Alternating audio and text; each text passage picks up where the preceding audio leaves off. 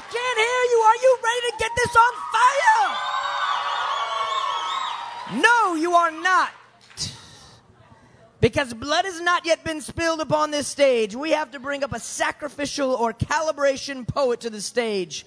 The sacrificial poet is going to do a poem as if they were in the competition, and that poem will be scored as if it was in the competition, but it is mainly just to get the audience's poetic ear warmed up and to give the judges a leg to stand upon. All right, without further ado, please welcome to the stage a round of hearty applause all the way to this microphone, Bella Murray.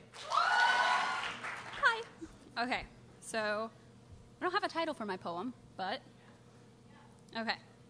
See, what adults don't realize about kids is that they are intelligent.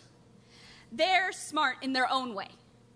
Most adults don't notice if a beautiful voice rises above the rest or a comedian is brought out through friends. No, they see the mistakes, the scribbled writing on worn-out pencils, in foreign notebooks, sunglasses covering the haze of a newly found high. What adults don't see, it's surprising, because they were teens once too. I close my eyes, seeing another time. Teens were different then. Children different. No TV in letterbox form, no heartbreak by the age of 9. Many times, they didn't even see each other. Of course, eyes met and smiles were shared, but what is that? What is really there? Faux rhymes covering the tongues, new sensations, delicate fingers, simple with their touch, touch, touch. And then you wonder, where did time go? Adults getting younger and children getting older, sex, it's a new fad. And now you're confused because who am I? A young, just 16-year-old girl to know about sex. What is that word? Okay, that word must ring in your ears. You all flinch when you hear it, a sin for me. Just me to talk about what I know, and now you know. Adults don't realize children, these young ones, the ones you look at and call things, thugs and gangsters, the ones you slur racial hatred at, they are smart. 1, 2, 3, 4, 5, hands up. We're going to start on the far end. We have a 6.5, a 6.0, an 8.0, an 8.0, and a 6.8. Math guy, do you have all those scores? Because it doesn't count for today. A round of applause for Bella. All right, are you guys ready to rock and roll? Then let's get this first name pulled out of the fishbowl and see who we're going to welcome.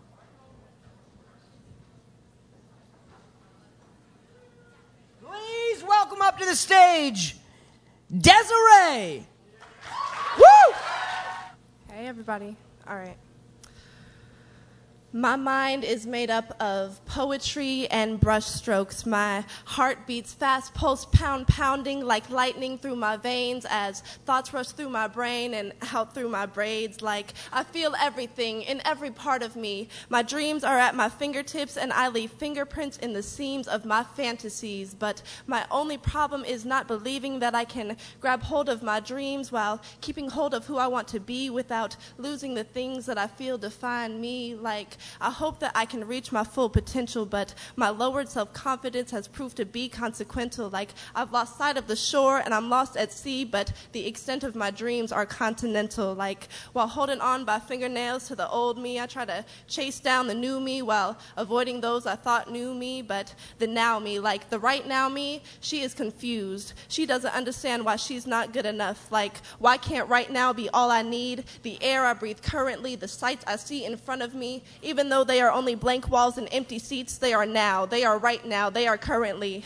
I don't know if the sun will rise tomorrow, but it sets in front of me now, and I will feel its warmth. I will take in its heat with all the breath of my being. With every breath I am being, for every smile I'm seeing, I will smile back and cherish the fact that I am now, I am right now, I am currently. The right now me, she is worth it, and I will love her and keep her warm through the night, because the woman I am today, it is her who got me through yesterday. yesterday. And the woman I will be tomorrow, well, she can wait another day, because the right now me, she looks me in the mirror and she smiles. She has broken and she has bled and she is scarred, but she smiles because she is here now, standing tall, strong, and healing. She is now, she is right now. She will come out running. She is love and she is feeling. The right now me, she has seen things she will never talk about, done things she will never speak about, said things she will never speak about. She has been through hell. She has felt the flames singe her hair. She has seen the fire and smelled the brimstone. She has tasted death.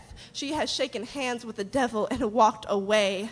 The right now me, she's got a walk like you ain't never seen. She's got a stalk that's just too mean, like a woman's walk has to be. The right now me, she has slept among the stones of rock bottom. She has been the strongest and fallen. She is a queen with a crooked crown. She was raised by kings and queens and clowns, but she is here to tell it all. She is now. She is right now. Her talk is of right now. She is changed. She is the future. She is enough. She is more than enough. She's all I will ever have. She's all I will ever be. She's all I will ever need. She is the right now me.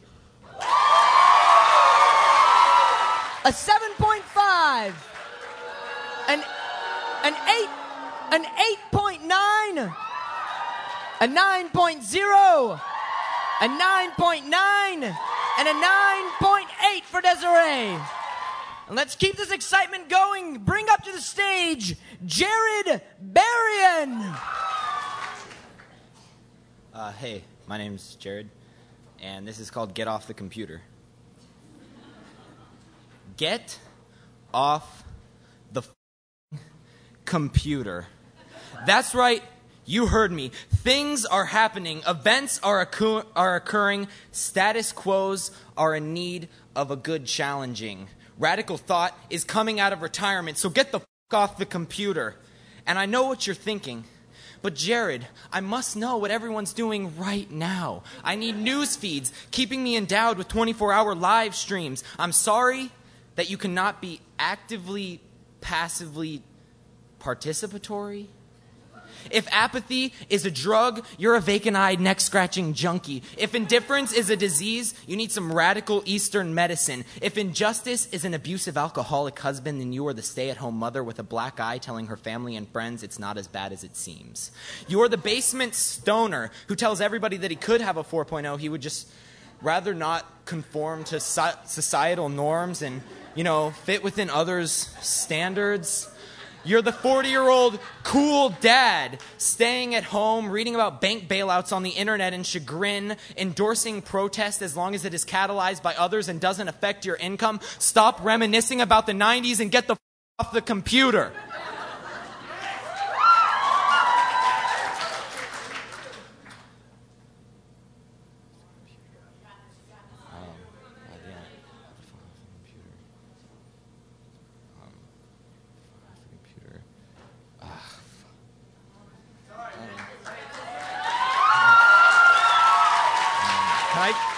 Can my mom bring my notebook up? That'd be cool.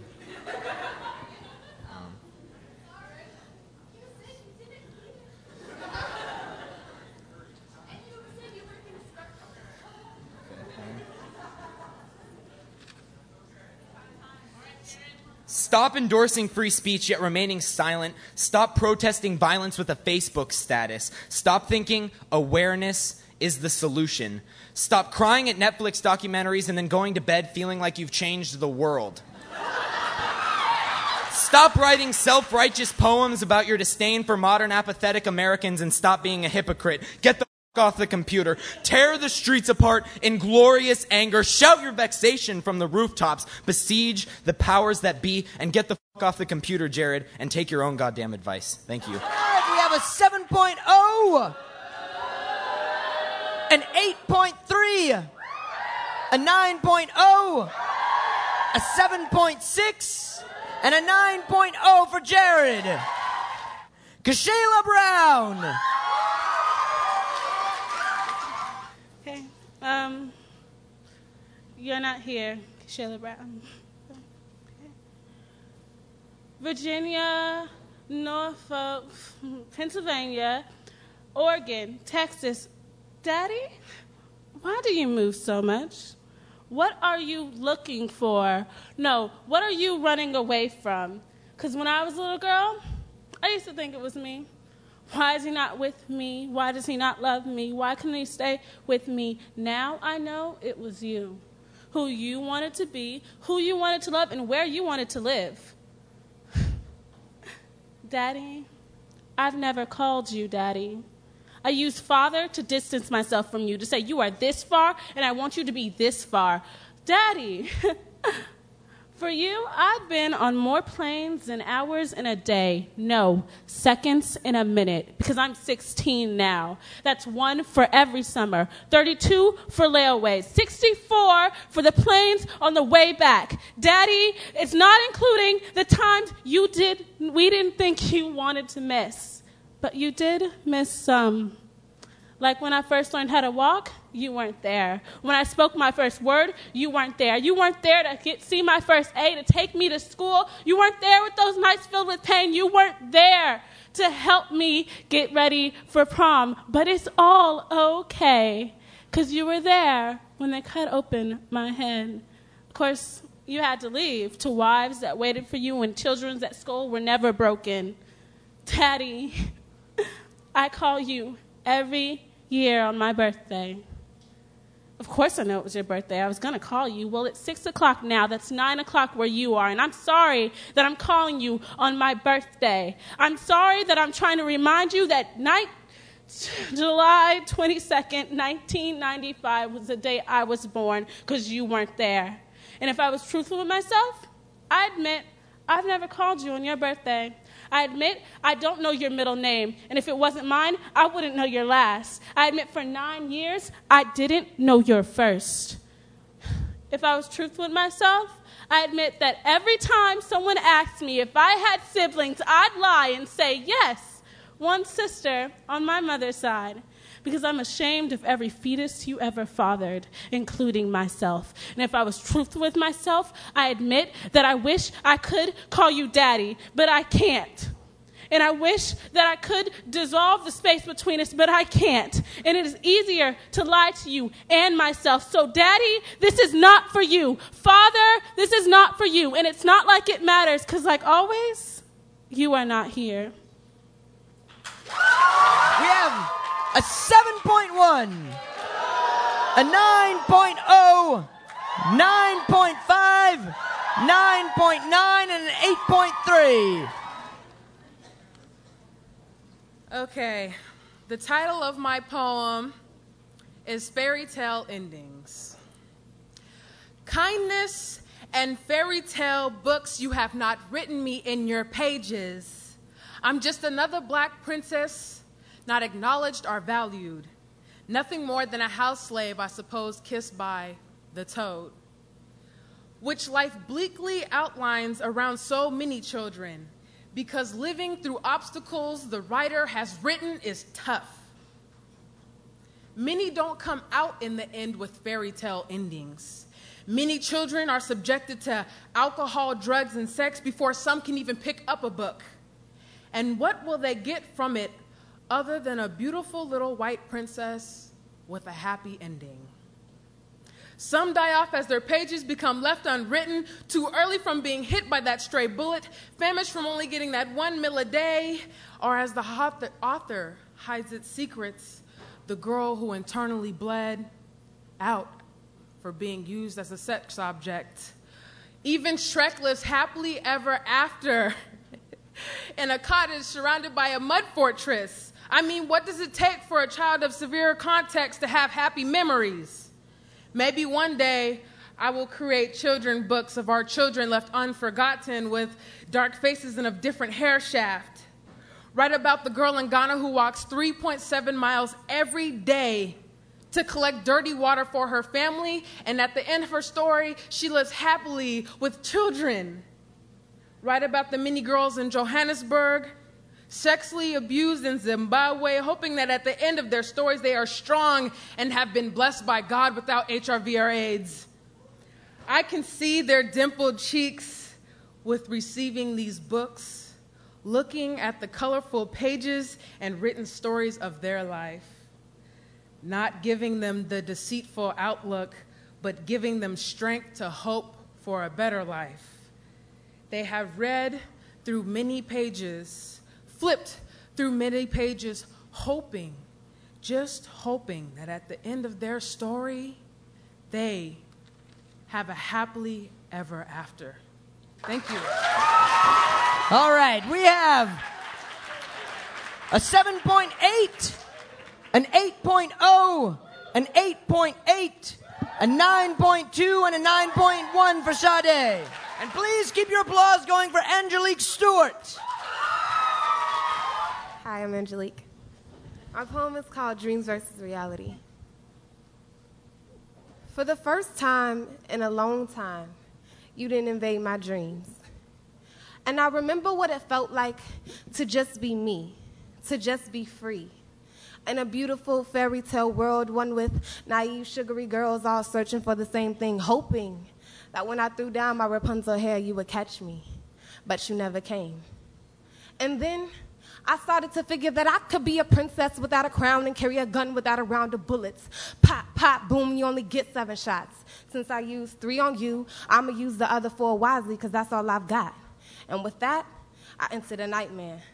See, like Martin Luther King, I had better dreams of a purple, perfect world of little boys and little girls that sang in one harmony. Beep, beep, beep. And then I woke up. The media tries to make me a size 2, but at 130 pounds, that's more than I can do. Friends say they got my back, but then they stabbed me. I piled Band-Aids in the room just so they don't see that they had me. And all that boo-hooing and woo-wooing you did, you was full of bullshit like a fake pastor in a pulpit, but pain runs through me like a nuisance. So while you were sitting in the hall talking, gossiping alone, I was walking through the hall strong. Because meanwhile, you didn't know that a voice is in my ear that screams, don't you cry, show no fear. And these words was caused this harsh exterior. I taught myself to believe just because daddy wasn't there, it didn't make me inferior. So yep, I've always found security in this Tupac beat because he exposed the world to what they try to hide under the sheets. He paid for it with his life because nothing comes free. I pray for the next hip-hop leader. Rest in peace.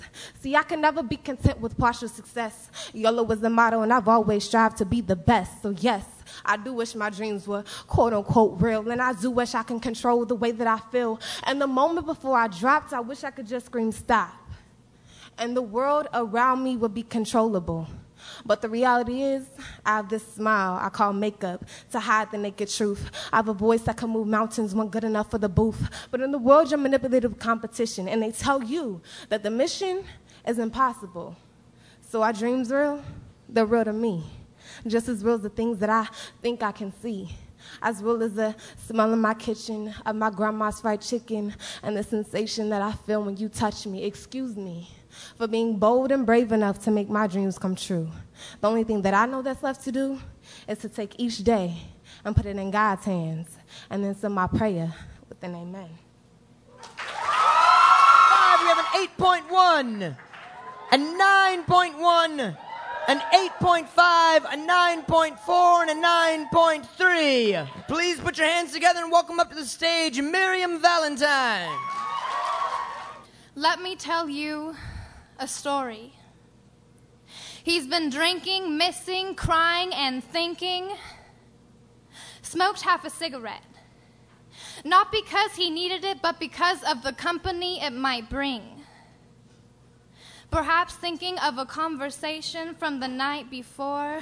Or did he remember? I hope he did. The cigarette brought him no company nor comfort and was thrown absently into the corner, off to bed. Closed his eyes alongside the smoke that is beginning to rise. He fell asleep as the first flames came alive. He's out now. A drunken subconscious is whirring. Did he turn out the lights, or was our chandelier still turning? One man, one house, and a fatal blaze is burning. This fatal blaze belonged to a father named Bradley Brooks Hayes. My house, my father, but not my flame. You see, that was particular to him. That was Bradley Hayes's blaze and Bradley Hayes's flames. The father I have not seen for 3 months, 6 days, but the daughterly love I have for him will burn forever and always. This is not where the story ends. Old fables act as memories welling up inside of me like those sweet sulfur springs we used to soak in, oh so humbly. Only in my dreams now do I wish to see 2 strong hands conflicted by fresh wounds every day. Tattooed fist lifting my young frame up and over his head to finally rest me on his shoulders. These stories will never die, because the father I once had will continue walking by my side even after his death has strucken my life.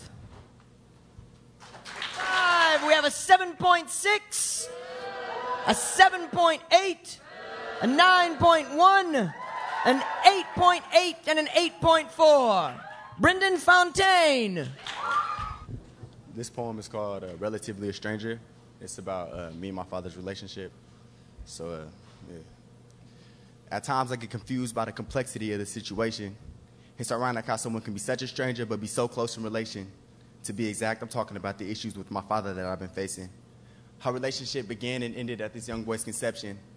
As my mother's stomach grew bigger, your heart grew colder until it reached the point of deception. We were finally capable of ending our relationship after 18 years of the neglection, but unfortunately the ties were severed after 3 weeks of the inception. I was waiting for the days to ask you all the wheres, the whats, the whys, and the whens. Instead, it came out over you trying to demand some respect, and at this point, I can no longer pretend. I couldn't hide the resentment, I couldn't hide the heartache, and I couldn't hide my lack of respect. I couldn't hold my tongue, I couldn't hold back my emotions, and I couldn't hold back all these tears after all these years of neglect. As I screamed down those green carpeted stairs at you, and my voice echoed off the cream walls with the flower print, I was able to allow you to become aware. I was able to relieve myself of these bottled up emotions and allow you to become aware of my resent. I told you that our situation was like volunteer work because it didn't make any sense. I told you that I can't respect you and I can't consider you a man because you didn't take care of your responsibilities due to some conflicts between you and my mom. I told you that I can't love you because after all these years of pursuing a relationship with you, you managed to leave me empty-handed like LeBron. You had a big misconception that $200 a month could replace a father-to-son relationship and how close I was to you. I told you that you were never there. You told me, how was I never there? I paid child support, and I put my heart in the Democratic state, leaving my emotions feeling blue. I swear it's like your mind is in a prison because it's my life that you've been missing, absent like you were skipping. And I remember clearly, I came to your house and you slammed the door in my face and left me in the rain because you wasn't trying to hear me. And I was only in the 4th grade, a little boy with a lot of heart, but this grown man was afraid. I told him he was a coward and his son was on his way to Howard, and he ashamed he ain't play a part in it. Only thing you provided for me was a Y chromosome. Now I'm numb to our situation and I can never get my heart in it. We have an 8.0, an 8.1, a 9.3, a 9.0, and a 9.1 for Brendan Fontaine. And keep the excitement going for Isaac Duke. This is called Pangea. We are all almost there. Just prepare and prepare till we are prepared. It's just around the corner, and I know it's growing colder, but we have to keep going. We're all almost cleared. As a person, as a nation, as the global population, when we've all turned our shoulders, we're all facing away from each other. And I know no one's in sight under the covers that cover our eyes, but be aware. If you just turned around, everyone would be standing there. And you could look into anyone's eyes and see that all they ever really wanted was to be happy and free. In fact, what humans lack is not impact, but the chance to righteously react. Till we know each person's name and each heartbeat's the same. And all the people we hate just don't know what we know and can't enjoy the same show, but we're all in the audience, and I'm just waiting for the confidence to stand up on my chair and yell through the air, people, this is our lives unfolding. If you have to leave the theater, the door's over there. Because this is not America, Asia, Africa, or Europe. We are all still Pangea, and I hate to see you under the impression that the ocean is between us can do anything but clean us. We are no longer fighting separation. This is the age of communication, and we are all fighting to be heard but can't hear that we are all saying the same word. Equality is freedom. Happiness is currency. We don't need a Bible or a constitution, not a revolution, but a resolution. The word in the solution is knowledge. And know that the only burden and the only thing that's hurting is not knowing. Now go. We have an 8.0, a 9.0, a 9.4, a 9.2, and an 8.4 for Isaac. And please welcome all the way up to the stage, Sydney Oliver. What are you? Are you a real person, a human being, or are you fake? Like all the rest of your friends, they really aren't your friends at all. Sure, they tell you their secrets, but in turn you realize as a courtesy, you have to tell them yours. You tell them, but because dolls are bad listeners and have bad memories, they don't remember you saying, "Don't tell anyone." That key phrase that everyone always ignores because, oh my gosh, I had to tell her, she's my best friend, she just told my people, I'm so sorry. Your secrets get told accidentally in whispers that travel from ear to porcelain ear in a sick, twisted game of telephone. But it's not just a courtesy anymore because you can't help it. You pour your hearts out to them and they just smile their fake Barbie smiles because they are just dolls, only meant to be looked at in display case just for show, not to be played with, but because you played with them a little too much, instead of you breaking them, they broke you. And because your tag says fragile, handle with care, you come to me as a friend, as a real human being with another, and I can see through your doll facade, your wax is peeling off and your plastic smile is breaking, and I can see the person you really are. And I try to reach out to you, but all you do is push me away. Because you have built a wall meant to keep yourself from getting hurt, but it's closing in on you, and I can't help you because humans and dolls don't mix, and when you put the two together, you have to choose between one or the other. And I know what you choose by your half-hearted waves, and when you roll your eyes when you think I'm not looking, but you just turn and walk away from real friends, from laughs until they hurt to plastic smiles. But when you return to your intelligent mind, when the dolls finally break you and you can't be fixed, when your wall closes in on you, when your plastic smile is finally broken, when you return to your intelligent mind, you have to realize you can't keep playing your games of charades. We can't guess what you are anymore. And you have lost your friends, lost your game, your doll facade, and you lost me.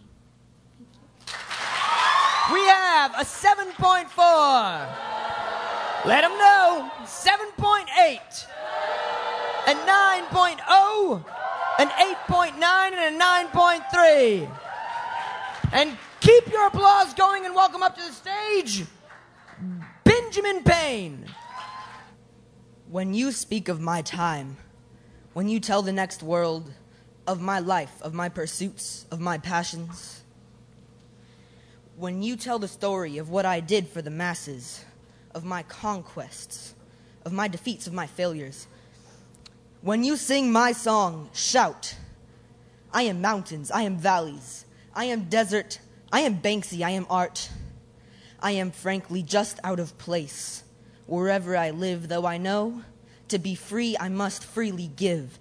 I must truly be me, and you, to show how we grow past the time when we were the same world, when we weren't ourselves, but rather were hurled against the soft, sickly, sweet flank of society, to be sucked slowly in, taught to say, lie to me. When you write, they won't care about grades or money, about the stuff I didn't have. They will know it's not at all funny how hard the history of religious whiteness tried to whitewash me.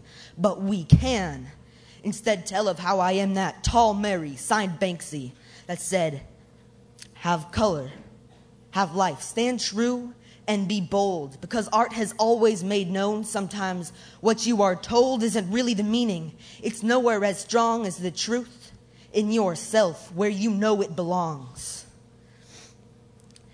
When you tell my story, tell them my mind is Jeremy Fish, my heart Sam Flores, my life shepherd fairy. My hand, saber Reebok carry.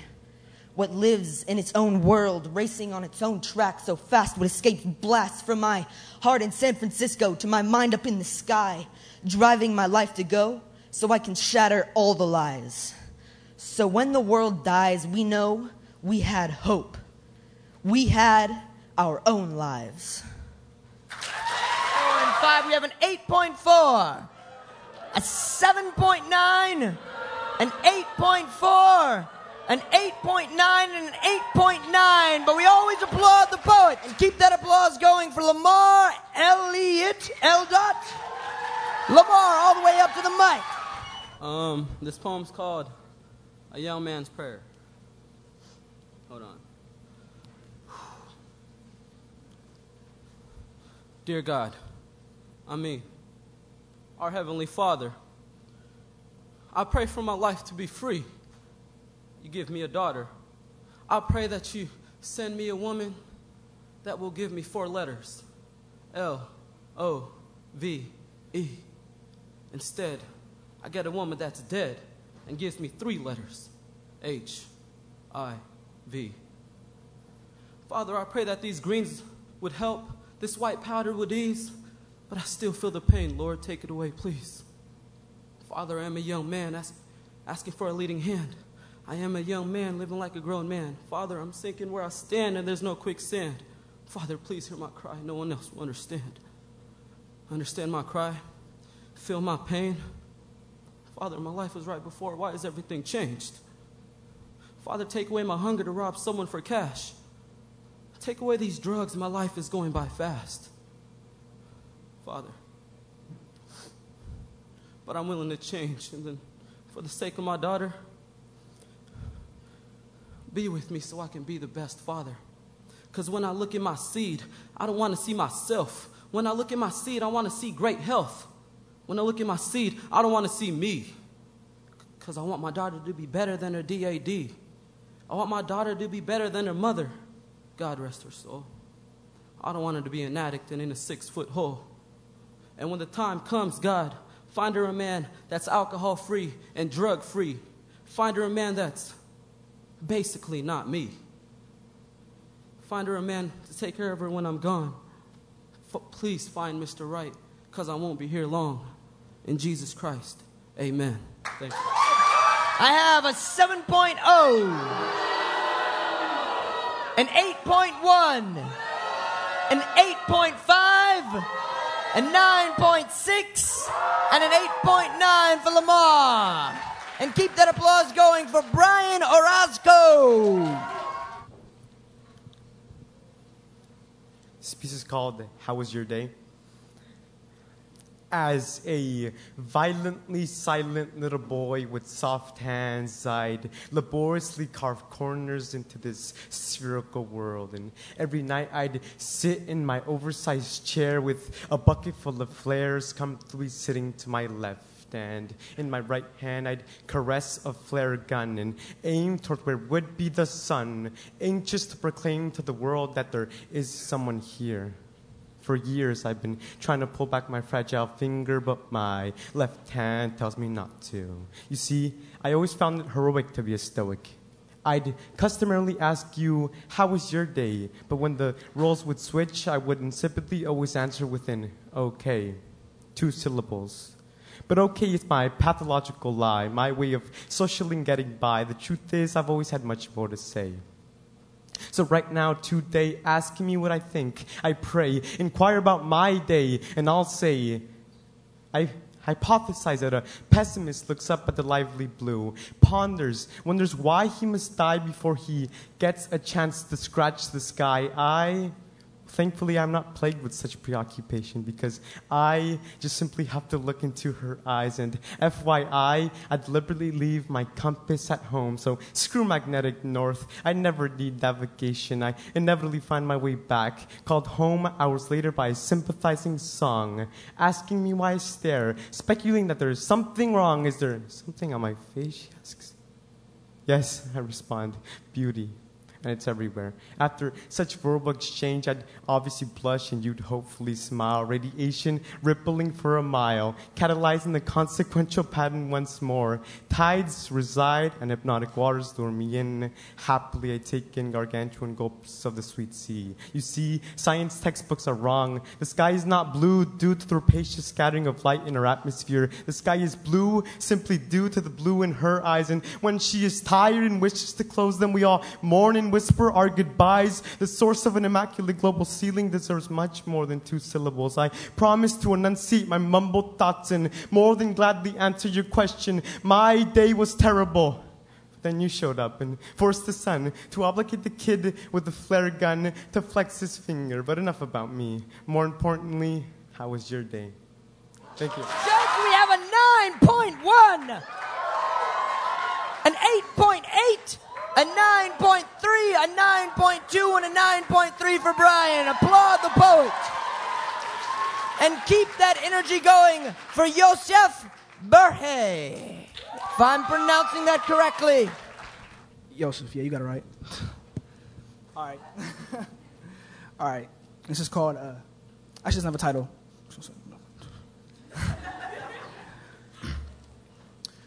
My mama always told me I was lyrically gifted and I got God in my life now, so I feel like I've been spiritually lifted. I got thoughts of pain embedded in my brain, thinking is this real life or curious if it's just a game. Her beauty so respectable and mind intellectual. Dedication was the young girl's occupation. Ambitious girl she was, but you see the key word here was. See, life and chess have a bunch of similarities. The game is all mental. So when you have your chess pieces lined up, your goals set up, you fall when someone takes your queen, thinking things are over, see you can't get any closer to reality. Forgetting your king is still in play, but with no protection, you let your guard down. Not thinking of a resolution, but thinking of something to take away the pain. She has the heart of a soldier, but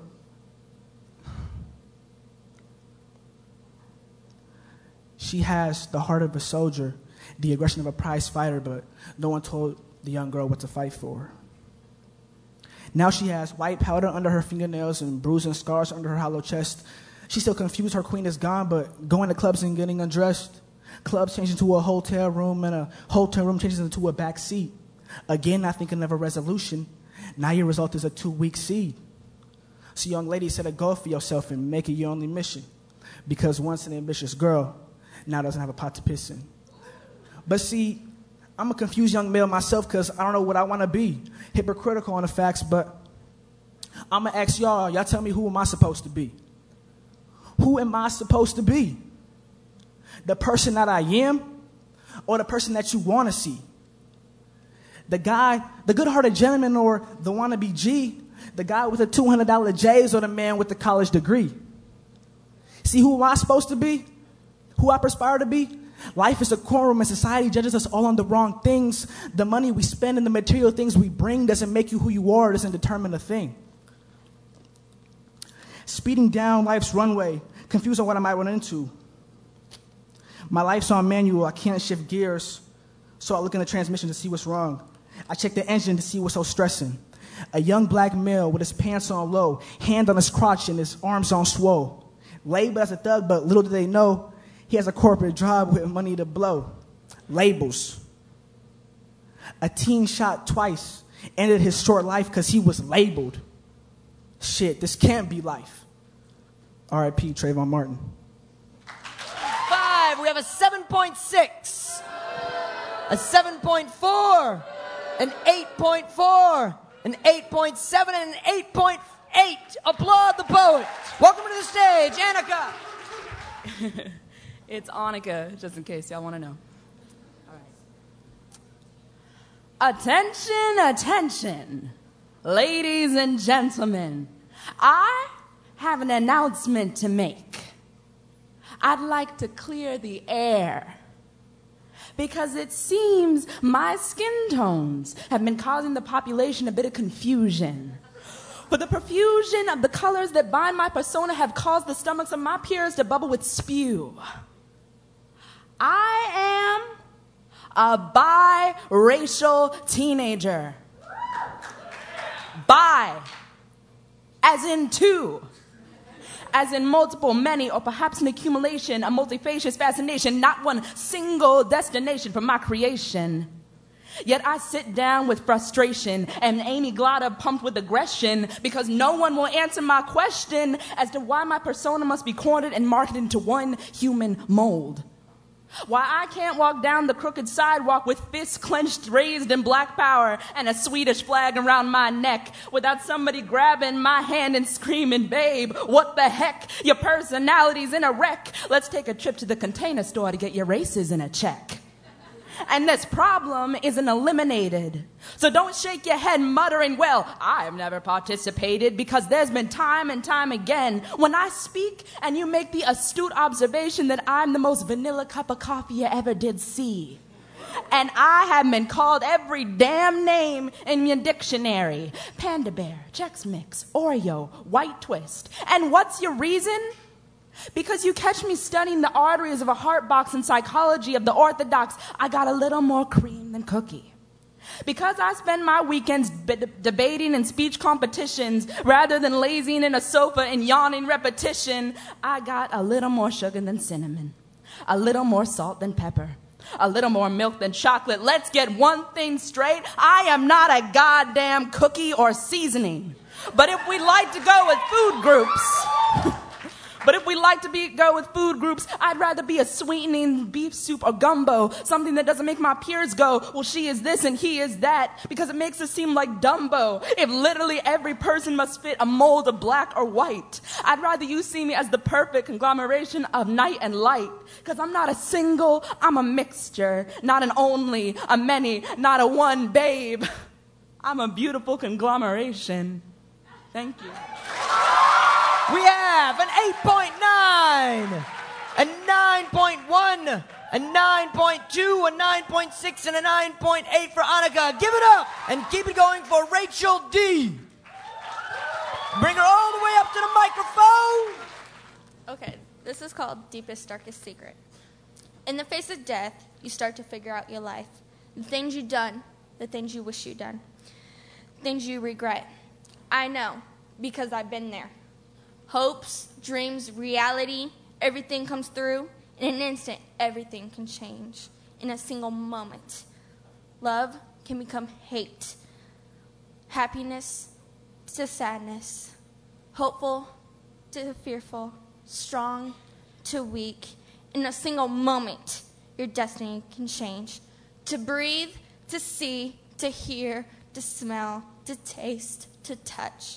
Can be crushed in a single second. The weight on top of you pushing you down. To escape the pressure, the feeling, the memory, everything. Realizing there's nothing to be afraid of anymore. But it doesn't feel like it. The memory hurts. Pain all over. A million knives stabbing me. It's too much. Please stop. Screaming in my head to go away. It's not. Pushing and fighting. Trying to get through. Help! I scream, but no one helps. I try to face my fears, but it comes on too hard. Breathing hard, heart racing, need to get away from the memory. Running and fighting, I can't get away. I remember every second, every detail pressing against me. My childhood taken from me in an instant. Oh, Lord, I scream. Why does this have to happen to me? My innocence taken from me. Those years haunt me. Because of him, I can't get close to any guy. Love on the line. Happiness too. Wanting to escape. I popped those harsh, white, nasty pills. Pop, pop, pop, one after another. Fading into the blackness. In an instant, my body rejects it. Hours later, I figure it out. The memory. I'm supposed to take it. I accept it. I remember every second, every detail pressing in against me. Molestation. Being molested is hard to forget. You never forget it. And that's my deepest, darkest secret. 5, we have a 7.5, a 7.6, an 8.7, an 8.6, and an 8.9 for Rachel. We're halfway through the first round. Please welcome up to the stage Jocelyn Lloyd. This is missing you. 15 months, 2,598.3 miles, and a letter I forgot to send you, and so it rests under my mattress like a corpse in a grave. But this is not enough to make up for the words you don't wish to hear. So I folded myself up like paper, hid in a bottle, and had a poet toss me into the Columbia so that I may be here today just for you. I know why your family's scattered. They lived too long behind bricks of denial, and so they had to go before the ghosts got fatter. I know why your daddy hit you, broke a broom instead of your brother's back, and slapped your mother because the meat was just a little undercooked. You're too young to understand, but sure, old enough to be taught to lie for him, to never deny him whatever he asked when he walked in through the door, even if you're screaming nevermore. I know why you lied to me, telling me about why the letter about dishonesty was for somebody else. You wanted me to know that you were hurt, but your fear of me of not listening is why you kicked me to the dirt and masqueraded as someone I would learn to hate. We stick knives in each other's necks when we were once like sisters. We made Christmas when it didn't exist, turned a junkyard into a playground, and walked out into the highway because they said it would be fun. Don't you remember pinned down butterflies, hide and seek in the woods, and everything else it meant to be a child? We ran away once, but we turned back when our feet began to ache like the spines of circus horses. And ever since then, you've been waiting for your second chance. I know why you waited so long for your daddy to come home from jail, as if that would resurrect the golden years. Just to be disappointed in the man who sits there in the kitchen and smiles at you, and not at all like the man you thought you once loved, and so you want to smack him right out of existence. I know why you don't want to talk about the past while sipping iced tea under a scrumptious sun, because it's your way of dog paddling to a better future. All you've ever wanted to know is what went wrong, but I would rather my next bed be a casket than have you sit there and ask it. There's so much hatred in this world. It bled into your life, soaked into your family, and tore apart your mind. Life's not fair, and you learn that in time. Because only a bullet can settle inequality, because in death we all don't breathe. When you finally climbed that mountain, you found the view too great and the abundant flowers too pretty to leave behind. But I'm still here on a ledge, caught between a rock and a hard place. And here's my hammer, and here's my grace. But neither will bring me to you. I remember the summer when we first started to separate like Pangea. And ever since then, I've been drifting in the waves, wondering, waiting, struggling to come back through 15 months, 2,598.3 miles, and a lost letter. 7.5, a 7.6, an 8.4, an 8.3, and a 9.1. Applaud the poet and keep it going for Lauren Steele. All right. This is called Case Study. Loud, obnoxious, rude, in more common words, ghetto. Working a half shirt, mini skirt, and leopard print stilettos. You are the bacteria that feeds on attention, hiding beneath a protective layer of ignorance and aggression. Now, I know it's hard to make your mark in silence, but the way you settle minor disputes with violence makes me wonder just where our generation lies. I analyze, I sympathize, sometimes I just gotta cry. Saying everything on your mind as soon as it comes, thinking that music is a bunch of profanity and run, saying anything derogatory enough to be said, speaking of events that did not take place in your bed. Sit down and think about who you are, because I know for a fact this path won't take you far. You're right. I don't know you like that. To be honest, I'm glad I don't, because I promise I won't be blown to act and grown. I'd rather be alone than be shown with you, only seeking the attention of the opposite sex, revealing a woman's treasure over forwardable text, doing what you do today, never worried about tomorrow, concealing your pain and swallowing your sorrow, making people think negatively of whatever group you belong, screaming and yelling to make it seem you aren't wrong, dragging others into this mess you call life. You find joy in being the creator of another's strife. I won't participate in backing up negative stereotypes. I don't appreciate you shining this false light. It truly aggravates me to know what's right and see you hair tied, fist clenched, ready to fight. I wish I might see some point in this young girl's plight, but her reasoning is beyond my mind sight. Beating someone within an inch of their life suddenly gives you rep. Oh, you think you tight. There are loads of excuses as to why you are not succeeding, but you are stuck in this cycle that keeps on repeating like a lab rat in a wheel. Case study, you keep on spinning, but in this game you playing, there ain't no winning. We have a 9.5, a 9.5, a 9.4, a 9.4, and a 9.4 for Lauren Steele. Applaud the poet. And keep that energy going, and welcome to the stage, McKinley Rodriguez. Okay, everything's fine.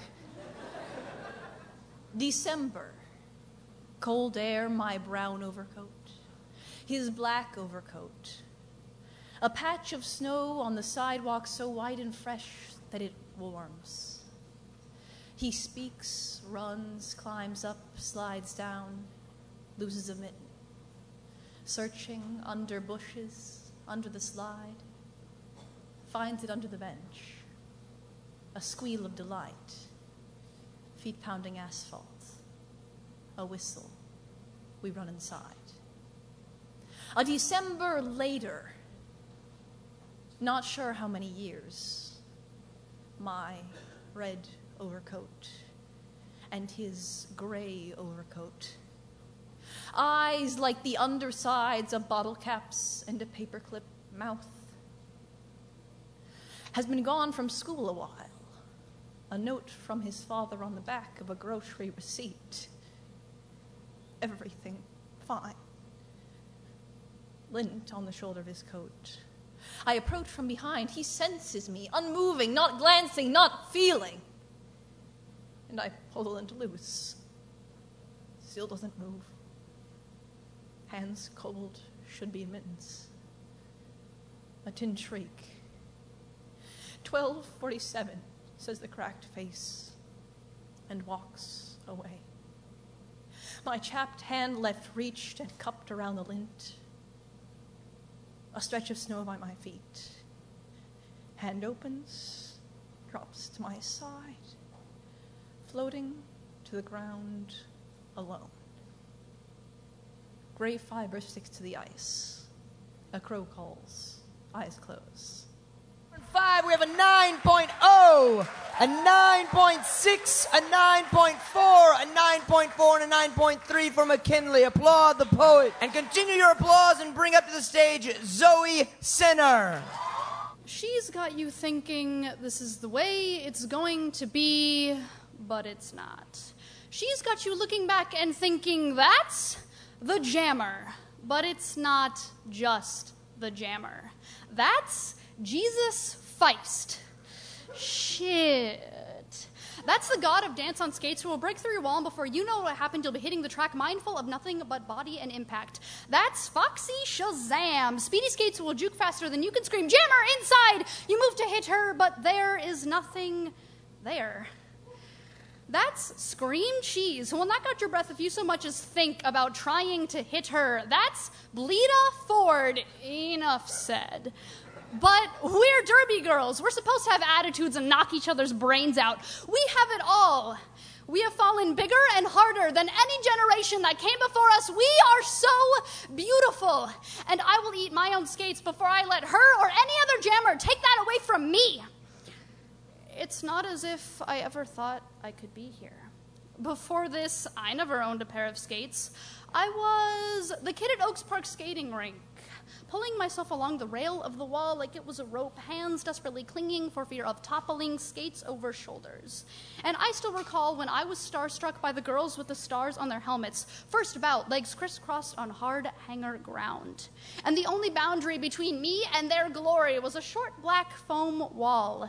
And it was the best seat in the house. Because during the game, a skater toppled and went crashing, burning, skid through that short black foam wall and practically into my lap.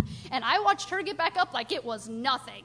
And at the first glorious roller derby bout I ever witnessed, something sassy was my hero, because she looked even smaller than me, but she made me believe that maybe someday I could strap on a pair of skates and be something. Because baby, that bitty lady makes it look easy. I was a non-believer that derby was my savior because I don't do sports and I don't skate. And despite all proddings and encouragements, I could never see myself standing on the same pedestal that I placed these girls on, because derby was something too hot for me to touch. Like tea, I am too eager to drink that scalds my throat as I gulp it down, because now spitting it out is not an option. But now I know what it is like to have wounds that heal, but victory that is eternal. I know what it is like to throw my 97 pounds against a girl twice my size, to skate 25 laps in 5 minutes, to feel confident and radical and frustrated out of my mind. And I know what it is like to be part of a family. So the question of the hour is, who's got the points? Answer, I do. Next question, who's coming to take them from me? That jammer. Come on, look at me. No muscle, no secret weapon, no skating skills worth a damn. Oh, and something else, I don't have any fear. So if you're standing there on your silly little jam line with your silly little jam cap and you've got any plans on winning this game tonight, just remember who's standing in your way. Remember every black day I ever stopped you, and then do the smart thing. Let somebody else try first. Judges, we have an 8.6, a 9.0, a 9.0, a 9.8, and a 9.5 for Zoe. Welcome up to the stage your next poet, Hallie or Haley Blashfield. Yeah, it's Hallie. You better leave before I turn you into a poem. Translate flaws into words and string them together, because literature is easier to analyze than people. For instance, the green of this character's eyes could represent the innocence that he is yet to lose, but your eyes, you could lose me in. And you know it's a literary sin to make claims without evidence, so don't tell me you need me. You can't breathe me, and it was all too easy to leave or watch me go, give me hope, then reverse the flow, but don't sell me seats in the front row. I wrote this show. And I can't pack a punch, but I can pack my fist with a pen and write you dead, death by lead, or ink you out. So forget what you've heard about poets and pacifism, because that stuff died when poets hit last rhythm. Now we just mold verses. Not Switzerland. Neutrality hurts just like hostility burns, but you won't last long, so let me compose you a hearse. And instead of flowers, we'll lay down rhymes over beats. Instead of flowers, we'll place prose at your feet, defile your gravestone with haikus saying, I loved you once. Your ego yields corruption, and you should have left. A pile of syllables for those not familiar with the circumstances of your death, but how rarely is a eulogy delivered by the murderer. And how often do we seek solace in dreams, polish memories till they gleam? The truth will set you free, so don't refuse it. And loneliness will alter what you see, so don't confuse it. I will win this battle with words, and I can prove it, so leave here or lose it. Thank you. 5, we have a 9.2, a 9.9, a 9.4, a 9.4, and a 9.3 for Hallie. Applaud the poet. And keep that going for Lily. If I stand here, can you guys hear me? Yeah. Okay. She used to have illusions like destiny, a loaded word that goes bang, bang, bang in the night. It scares away the skeletons in the closet, the ghosts under the bed. The skies above her are looking pretty grim. She's under the silly, Sammy, darling, whatever were you thinking impression that she is salvageable, that she of all people can be saved. She's a dust bunny blimp, the shadow of shade of fantasies, too big for her Tootsie Pop head, and if she wants a reason, then let me say it. She was born in this world, drinking the water that's been here for billions of years because she was meant to be weak. Sharpies and pocket knives aren't getting her anywhere. Nothing can extend a cliff that's been hanging on this long. She fights worthless wars with meaningless messes and surface sorrow, and she's merely a pawn. Destiny deems it so, while time earns them under the table and ties the knot of faith over her nowhere eyes. But crooked word truth is reaching her now that true warriors aren't born with mud in their mouth or blood in their eyes. We're all born in shells, just waiting to be filled, and some never are. It says you can't cover your ears or close your eyes. You can't shut up. And when they press upon her, and every chink and every crack in her armor becomes evident, she will break. She does not have the capacity to be brave or intelligent. She's a selfish snake breaking through to play with them marionette strings that hold her heads high and our fists clenched. She will control us with her iron hands painted gold. However, stupidity isn't granted with a crown and a throne. She was born this... The crown...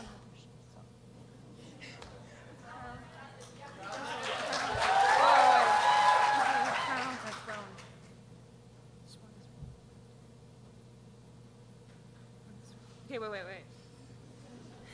Humiliation's been taped to her back ever since she jumped rope a second too late and ended up the queen of everything her mother didn't want her to be. Queen of refuge, queen with space between her ears and lines on her forehead from thinking too hard.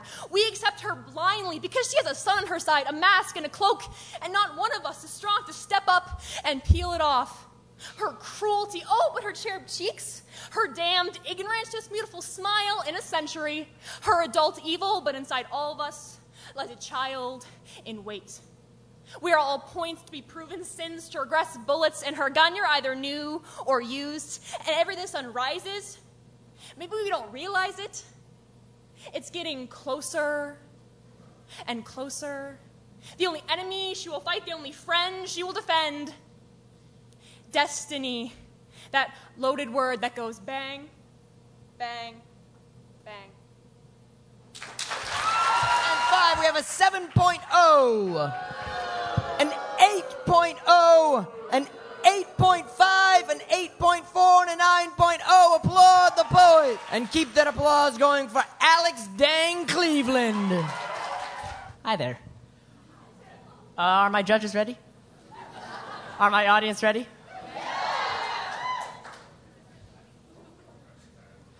Sexy, funny, smart. Sexy, funny, smart. Now, ladies, gentlemen, this is what we all desire in our future lives, and our future husbands, and our future wives, and life isn't perfect, and neither am I, but gosh darn it, I'm gonna try because us nerd boys and girls, we are the world's biggest untapped source of romanticism. Now, I'm not saying you should go out there and grab the next geeky guy you see. I'm just saying treat us like Gatsby. Give us the green light. By the end of this, you'll understand you'll have chemistry with every nerd, and we won't propose to you on the spot, but we can lord over your ring.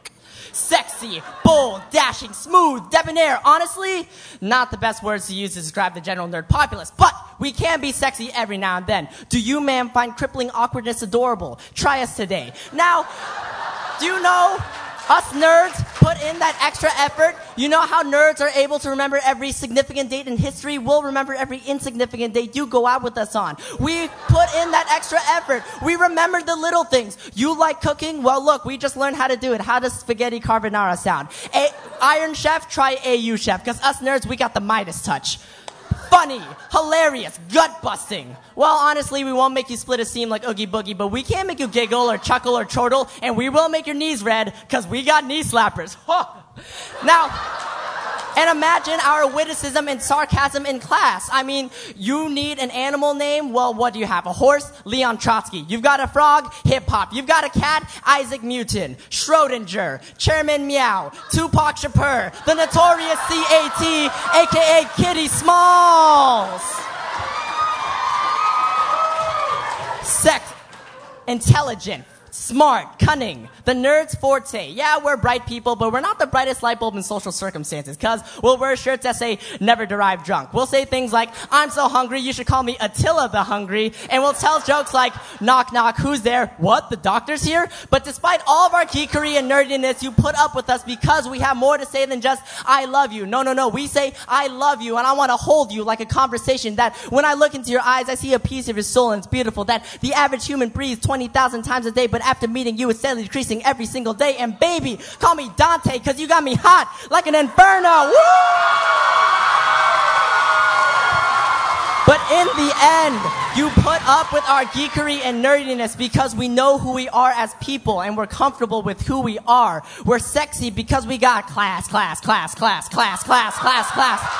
We are funny because we can never be put down like a book on anti-gravity. And we're smart because we know that beauty is in the eye of the beholder, and when the beholder's a nerd, we see everything, like the eye of Sauron. So, I raise my glass, my chalice, my holy grail, my goblet of fire to my nerd brethren and sistren, because even though love hurts, let's face it, there's some electricity between us. I know you can't resist, and it's kind of shocking, and between me and you think our love is imaginary. I will put myself in the equation and make it real, because our love is limitless, unstoppable, unbounded. It's an asymptote, because in the end, you will never be divided from me, because you're my quotient, and me plus you, well, that equals some good math.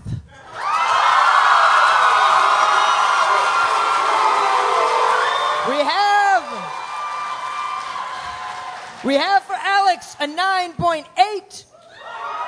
Our first 10 of the evening, a 9.6, and a second and third 10. And keep it going for Justin Schuler.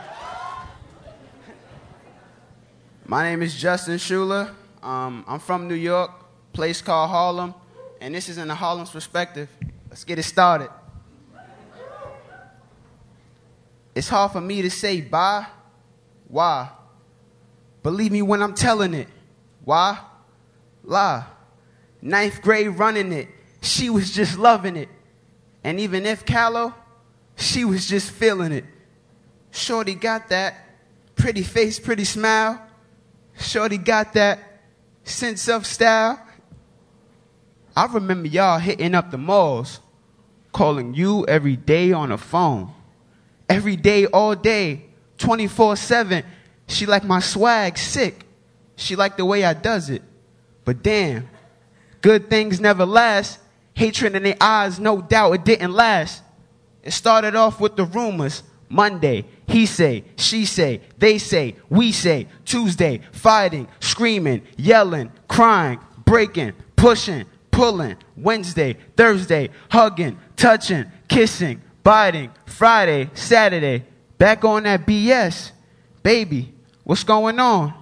But in my mind, it's hard for me to say bye, bye. I'm sitting here in my mind. I can't believe that you're gone. It's hard for me to say bye. Why? Believe me when I'm telling it. Why? Lie. 6 feet under. While we living, used to play ball every day, all day. Now I sit and pray, reminiscing, soul searching, life wasted, candle lights, all the fights, girl drama, money drama, fam drama, so bad like a suicidal, brain wasted, like a lemon, life, either bitter or sweet. Young cats running wild in the streets like profiling and wilding till they get sent to Rikers Island, no smiling. And they think they tough, but they wildin'. Cops on the block, rocks in they socks. Another body drop. Why you gotta drop? I can't talk to you, I can't talk. I can't start no fights, I can't fight. Back on that BS, what's going on? But in my mind, it's hard for me to say bye. Rest in peace to people who sleep in peaceful above. Peace. We have a 7.5, a 7.9, a 9.0, a 9.0, and an 8.6. Applaud the poet. And keep that applause going for Ruben. Please bring Ruben to the stage. That's a lot of people, hey. What's up? I'm Ruben, and this is called Read Between the Lines. Where am I supposed to go from here? It's like I got all this faith but no fear. I mean, I got all this fear but no faith. I'm trying to leave this place with no trace. Hoping I can look and get my weed laced because life is slow, but this is a turtle race, but I'm the rabbit getting chased. Looking at the time I spend in the circle, and I'm feeling like Jaleel, so how the fuck can I be Urkel? Trying to plant roses, but instead I'm planting out weeds, and it's not purple. Take out the red, that's how I'm feeling. But drop the E because I'm tired of being silent. Trying to express how I feel, but it keeps coming out as violence. And I'm feeling like I'm drunk because I can't walk into a steady alignment. You see, I want to watch a rich color flow from you, especially if it's vibrant. vibrant. Cut off your legs, tell you to catch up, and if you don't, the time can't. Because 10 people dead, cops question me, I say, because my 9 went. And I ate something I wasn't supposed to be shit, but she didn't mind it. You see, she trying to make love, but she divorced me, telling me to find it. She wants it quick and slow, but long lasting. And she said, this relationship is not temporary. She said, blowing by and passing. She was the girl of my dreams. I had to wake up, take a break, so now I'm fasting. See, it's a time for change, but I keep catching myself going back to the bank and cashing. Old habits die hard. You see, she wants me to be a cowgirl, but she wants to run 23 yards. Old habits die hard. You see, I'm a pimp, but she has 2 hoes. And I can't do this because I have no goals, but I can't do this no more. You see, she was the sparkle in my eye, but then she did something to another guy, and now I can't think straight. I can't speak. I can't breathe because she took my breath away. Something vicious. And now people always say there's plenty of fishes, but I only want that one because she was the sparkle in my eye. But I can't have her because she's not there no more. You see, I fell in love with somebody I didn't know. I fell in love with somebody that people call a hoe. But how can that be? Because she said she loved me, but how can that be? Because she's not the same no more. I don't know if y'all know what I mean, but have you ever been in love before? I mean, I think I have, but she just wasn't the one. Thank you. We have a 6.8, a 7.7, an 8.5, an 8.8, and an 8.5. Applaud the poet and keep that applause going, and welcome up to the stage, Lauren Hestano.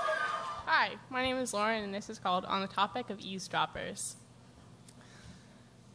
I was on the bus the other day with my headphones on, but no music playing, so I could successfully eavesdrop on the consistently amusing conversations of my fellow commuters. When I heard these girls sitting across from me complaining about the drag that was their social life and how they wish they could be more like socialites, and I found myself thinking, aw, honey, how could you want to live that sort of life? However, what I found particularly interesting was how evident it was that these fabricated tabloid images made even the most average of people yearn to feel that sort of importance, and I wanted to lean over and tell them that the only difference between them and you is that their bus fund would have been paid for by a trust fund. Not like they would ever bother with public transportation, and that those people that party the way that they do make me question their credibility, because out of context, it looks like lower-class white trash sweetheart your neon animal prints clash. Go back to mama and papa and bring your yippee chihuahua. There's got to be somebody somewhere that's missing ya. And I'd put honest money that that somebody is sitting in a lazy boy with piss water beer in one hand, a cigarette in the other, and a tan line from a wife beater. And now I know that I've probably just hit all of the offensive bases, and a majority of you probably want to hit me in the face. But hold on a second and listen. So what? The collagen-filled lips of the rich glisten, but that doesn't mean you should aspire to be one of them. And just because someone would tell you to think that it's shameful to have grown up in a trailer park, that doesn't mean you strip yourself stark naked of your history. But then again, I'm sure you have no intention of asking the opinion of a sly eavesdropper like me. We have a 7.9, a 7.7, an 8.5, a 9.2, and an 8.6 for Lauren. Applaud the poet. Please welcome to the stage Adam Daniel. My name's Adam Daniel. Life. That's what we call it, right? Sometimes we getting left. Sometimes we feeling right. The money, the fame, and acceptance. This world done got us so caught up in our aggressions. Motivations done fell off and they've been filled with oppressions. Racism is still alive in this world, got us all split up into sections. Don't be afraid to be a virgin. Avoid distressing. While most of these women bipolar and their emotions go different ways every moment, like intersections. So I apologize for my blunt behavior, but I'm sick of all the lies they've embedded in our brains from a young age. The rappers, the gold chains, the strip clubs, and how they can make it rain. See, they got a lot of money, but the question is, can they really use their brain? But these women feed into that life. They say, I don't want degrees, all I want some double D's in a ride. And these men, they even more pathetic. Beat they women down, but when it come to fighting a man, they can't even hold their ground. Problems. Ain't that what we all have? You walk around with a smile and a couple laughs, but inside you hurting. You need salvation with the only one person, and his name ain't even close to Satan. God, please forgive my generation for our mishaps and sins. I pray that I die happy and make my mama proud and win. But till then, I keep my inspiration full and my confidence high. My dreams will be fulfilled, but on the way, there's gonna have to be some hellos and goodbyes. This poem was meant for you, but also to encourage me. Life, lessons embedded for eternity. We have an 8.9, a 9.0, a 9.0, a 9.1, and a 9.2. Applaud the poet. And welcome all the way up to the stage, Josh Wright. This is Sticks and Stones. Slut, dyke, faggot, freak, skank, homo, queer, geek, nerd, retard, ugly, fat, whore, stupid, kike, gay. You say sticks and stones may break my bones, but words will never hurt me. Tell that to the rows upon rows of tombstones dedicated to teenage suicides. I have friends who have been laid 6 feet below those eternal engraved stones, set above their lifeless adolescent bodies, decades and decades too soon, but where those words can no longer hurt them. You say, oh, that never really happens. Those are rare occurrences, extreme cases, 1 in 25,000 teens. Well, I say that is one too many, and you say a statistic. Those boys and girls laying there motionless and cold are people that I have lived, laughed, and loved with, smiled, got scared and shared with, caught frogs, caught the flu and got caught with, ran, wrestled, and romped around with, and they're a statistic. You know what I say? You are heartless, dead inside, void of emotion and humanity, insensitive with a depraved sense of reality and an all-consuming black hole where your soul should be. I'm sorry, have my words offended you? Well, hey, sticks and stones, right? We have an 8.1, an 8.9, an 8.8, an 8.9, and a 9.4 for Josh Wright. Jillian Bergman, welcome her up. Hello, I am Jillian, and this is Interconnected. Weave these threads, mesh these strands together, form a string around your wrist, bringing you closer to another soul. Weave these threads, bind them into your tapestry of the world, the tapestry of your life. Weave it with your nimble fingers, your nimble thoughts, so that it will hang, vibrant and strong, in a castle somewhere, long after you are gone. Weave these threads, create a web, fragile yet unyielding. Send your spider silk out to everything you find, every bit of knowledge you take in, every person you meet. Forming bonds, breaking bonds, making friends, losing friends, finding love, giving it up, feeling joy, feeling pain. Even if you tear the lines down, those strands are still there in the tapestry of your life, locked away in the folds of your mind. You may think the web is yours, but you are also just a piece of it.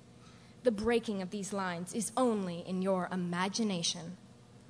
Weave these threads, connect the dots, find sense in this insane world, forge your path, change the fate's design.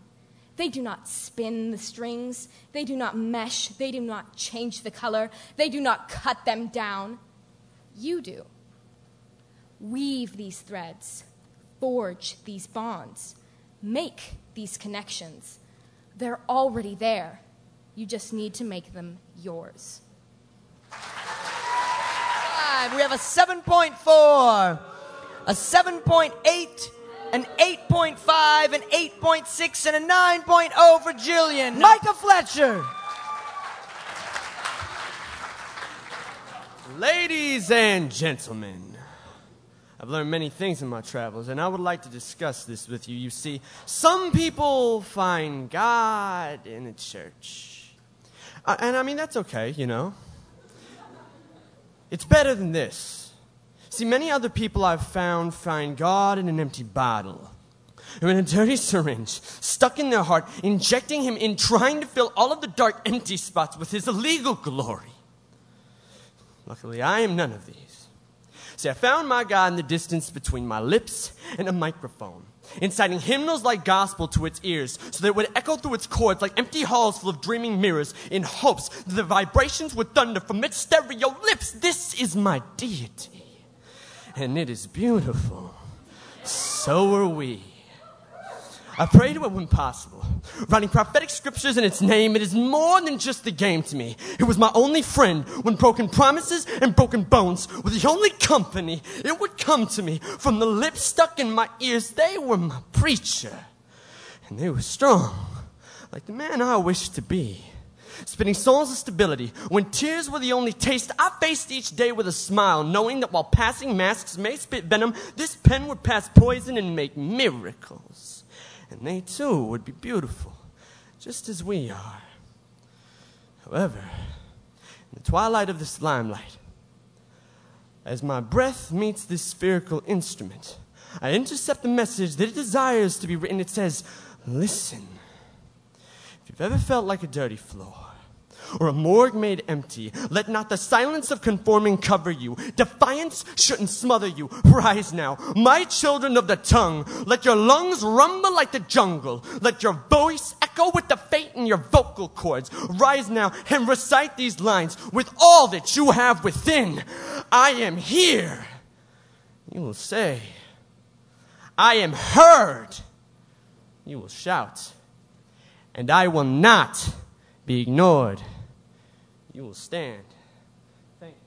We have a 9.4, a 9.6, a 9.0, a 9.2, and a 9.3 for Micah. Applaud the poet. And for the last poet in the first round, Gus Coates. Please welcome to the stage, Gus Coates. Hello. Actually, kind of hoped I'd be first, but funny how things work out.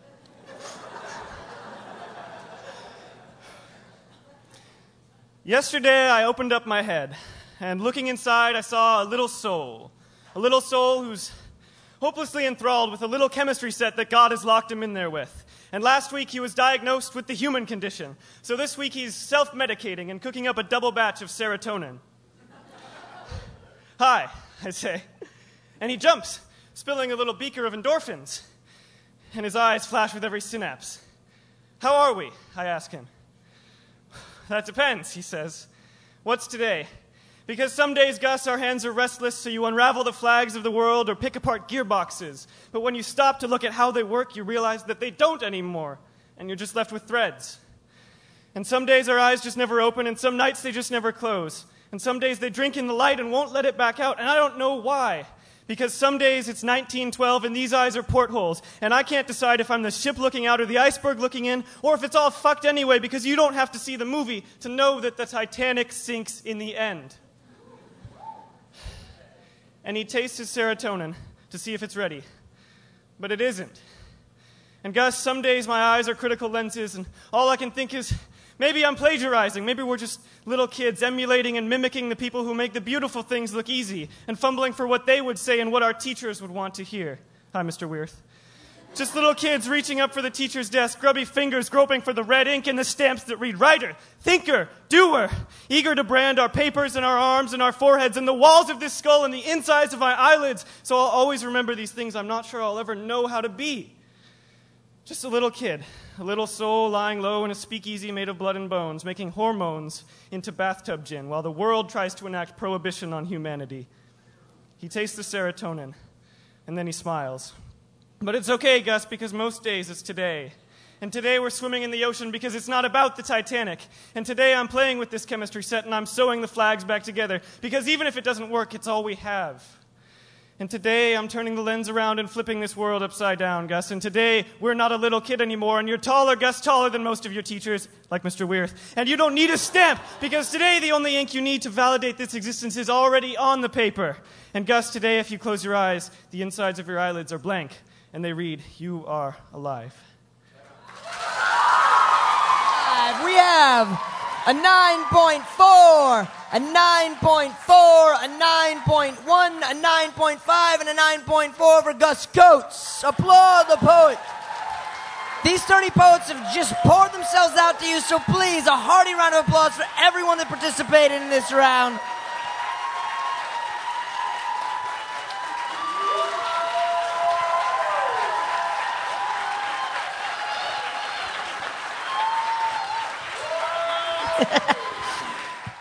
Make some noise if you're ready to shake this up here.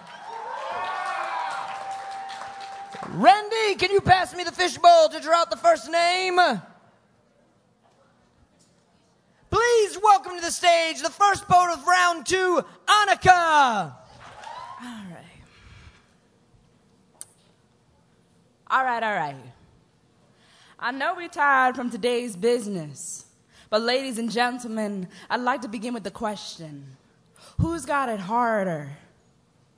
This instant, this moment, this life. Who's got it harder? I know your eyes are blinking black and white with confusion, but inside, all of y'all know the answer. Need a reminder? Let's take it back. Milk box, kindergarten, Odetta singing, everybody crisp. Till that terrible moment hit when your juice box spilled onto the carpet, sweeter than plum blossoms blooming. And then the waterworks started bubbling, but then the tears last less than Adam and Eve. But through the fountain, somebody screamed out, somebody else got it harder. And from that rocking, we've been locking our oppression into an inner pigeonhole, feeling that we must ignore our inner demons. But really, who's got it harder? The 22-year-old baby mama with 2 kids, cleaning tin cups while she waits for her knight in shining armor, even though she locked in a dungeon. Who's got it harder?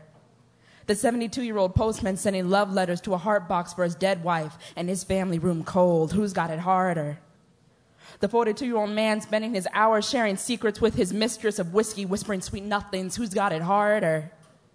The 32-year-old resident darting in and out of aesthetic bungalows, avoiding another patient dead and gone. Who's got it harder? I got an answer. Man, we all got it hard. And I know where the proof is. Take a look in any broken back mirror. Our clay skin is covered by an iron mask, but below it reveals burning paper, eaten away by a fury raging stronger than 1,000 suns. And it once contained contentness, a fear at admittance, but now I'm bringing my pain to the surface and wearing it on my sleeve, no longer bearing fake face, because it's my place to admit the answer is not sitting quietly pretending all is righteous. We only got one chance to blow and one chance to show the world that we can shine. And the first step to kick off the time bomb is admitting we all got problems. So when I ask this question, who's got it hard? I want to see everybody's fist in the air, not a hand, a fist, because we going to start this fight when the bell rings. Thank you. We have an 8.5, a 7.9, a 9.3, a 9.2, and a 9.2. Applaud the poet. And keep that applause going and welcome back up to the stage, Angelique Stewart. The difference between like, love, and in love is the same as the difference between for now, for a while, and forever. Nothing is ever infinite to stay together. Just like the rose petals die and breathe life again every season, the known rhythm is memorized for a reason. Roses are red, violets are blue. I rock my rose and you should too. The most beautiful sight I've ever seen in this world is the smile on the Italian mother's face when she gazed into the eyes of her baby girls, of a black woman swaying to the melodic beat, bouncing her head and moving her feet, but most of all, when a tear ran down my cheek, when I balled my fist up and wasn't afraid to speak with Obama, yes, we can. The people come in every shape and size and color. Our vibrant tone intoxicates and distinctly sets us apart from the rest of the garden. As demos, we have always been a target. I would love to relay the message that our roses, your roses, my roses have always rocked, even before they put a definition on what we do, this Verselandia stuff, and called it hip-hop. So walk confidently in the man or woman you want to be. Dream big because you can overcome every adversity beautifully. I represent an empowerment to the people, a voice that can cast out evil. I'm here to water my roses, to keep us alive and breathing and living and leading a legacy through education. We are powerful enough to take over a nation. And maybe, just maybe, if we let our roses blossom to all they could be, our roses would be seen from 600 miles away. And the students, they would whisper and say, I should have been a demo. I strolled through the blue and gold doors with a backpack that was only accompanied by a notepad and a pencil. That backpack is now filled with knowledge and experience that is simply irreplaceable. So I wholeheartedly and fully acknowledging your high school experience wrote this poem for you. Roses are red, violets are blue. If you rock your rose, I promise I will too. 5 scores up. We have an 8.2, an 8.7, a 9.2, a 9.4, and a 9.1. Applaud the poet. And welcome back up to the stage, Alex Dang. Hi there. Judges ready? Audience ready? You told me when there's nothing left to burn, you have to set yourself on fire. Now, when in your life did you figure this out? Because the moment I met you, I was flushed red. My palms were sweaty, trying to steady my mind, scattered like confetti. You were already a blazing fire in my eyes. But what in your life caused you to ignite yourself? Did it hurt? I've always wondered. Was everything taken away from you and you wanted to follow suit? Was the blazes the only true thing you could do, so you were the sole causation of your own blazes? Or was it that the pyres were the last dire attempt to distance yourself from the liars? Was it because hot air rises and you wanted to go higher, or were you just too stubborn to listen when they said never to play with fire? I should have asked. But there's something amazing about watching something burn. And there's something stupid about us, how we want to get closer and closer and get burned. Most of the times we learn, but more often than not, we just yearn to control that power. Some days I just think you were sick of the darkness. Tell me what started this. Was it an unwanted person that caused this? Tell me what sparked this. Or was it because you wanted to turn everybody you met back into carbon, to blacken people from the ashes from whence they came? Did you want to equalize our social games so the lames and the fames would be in the same lanes, soot and black covered by the flames? You left forest fires when you were done, and they aren't yet extinguished. And you burned beautifully like Fahrenheit 451, and you still smolder during all of this. Did you just want to leave a mark on everyone you met? Some people step lightly on this earth while others evidently scorch it. My skin is singed to prove it. And firewalls were meant to keep people out, but I loved your warmth so much, and the embers of your soul did, without a doubt, leave 3rd degrees, and I think it'd be worth it for just one more touch. Maybe you just wanted to be seen. And I think it's human tendencies to burn things. They tell us at a young age, don't play with fire, don't play with matches, don't play with lighters, and yet it's ancient man that knew this orange specter was required. If I could have had you for my own, I would have been Prometheus. But I'm too selfish to be a god. I just await more human consequences. I'm just another statistic in the pile of burn victims. But to be warm for the rest of your life, that's the greatest freedom. 5, we have an 8.3, an 8.7, a 9.3, a 9.3, and a 9.1 for Alex. Applaud the poet. Remember, the point is not the points. The point is the poetry. Please welcome up to the stage, Kashayla Brown. I am change. Kashayla Brown. Okay. I am waiting for people to start praying in the sun and not only the rain. I wait for the fashion show to leave the church. I am waiting for there to be no need for jail cells. I wait for grown men to climb off of little girls and for grown women to leave little boys alone. I am waiting. I am waiting for divorce to end. I'm waiting for 3 easy payments of $39.99 to be unmasked as $120. I am waiting for gangs to cut murder out of the fine print in their contracts. I am waiting for someone to clean up every dirty cop. I am waiting. I wait for the style of my clothes, the color of his skin, and the texture of that girl's hair not to matter. I am waiting. I wait for homeless children to find a better shelter, and I am waiting for runaways to run home. I am waiting for the war to break out between the rich and the poor, and I'm waiting for death to either cease or increase. I am waiting for everyone to stop separating into everything, into he's this and she's that. I am waiting for technology to surpass our understanding, and for us to realize that even if we had an infinity number of afterlives, we could never use every phone, hear every song, or tap every tablet. I am waiting for the bus light in the car in front of me. I am waiting to hear from you. Daddy, I am waiting for legs to close and tears to dry. I am waiting for a sign.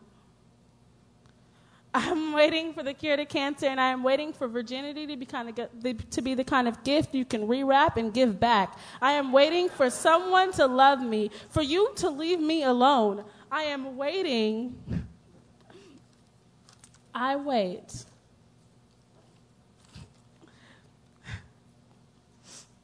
I am waiting for someone to love me. I am waiting for time to rewind, and I am waiting for dreams to come true.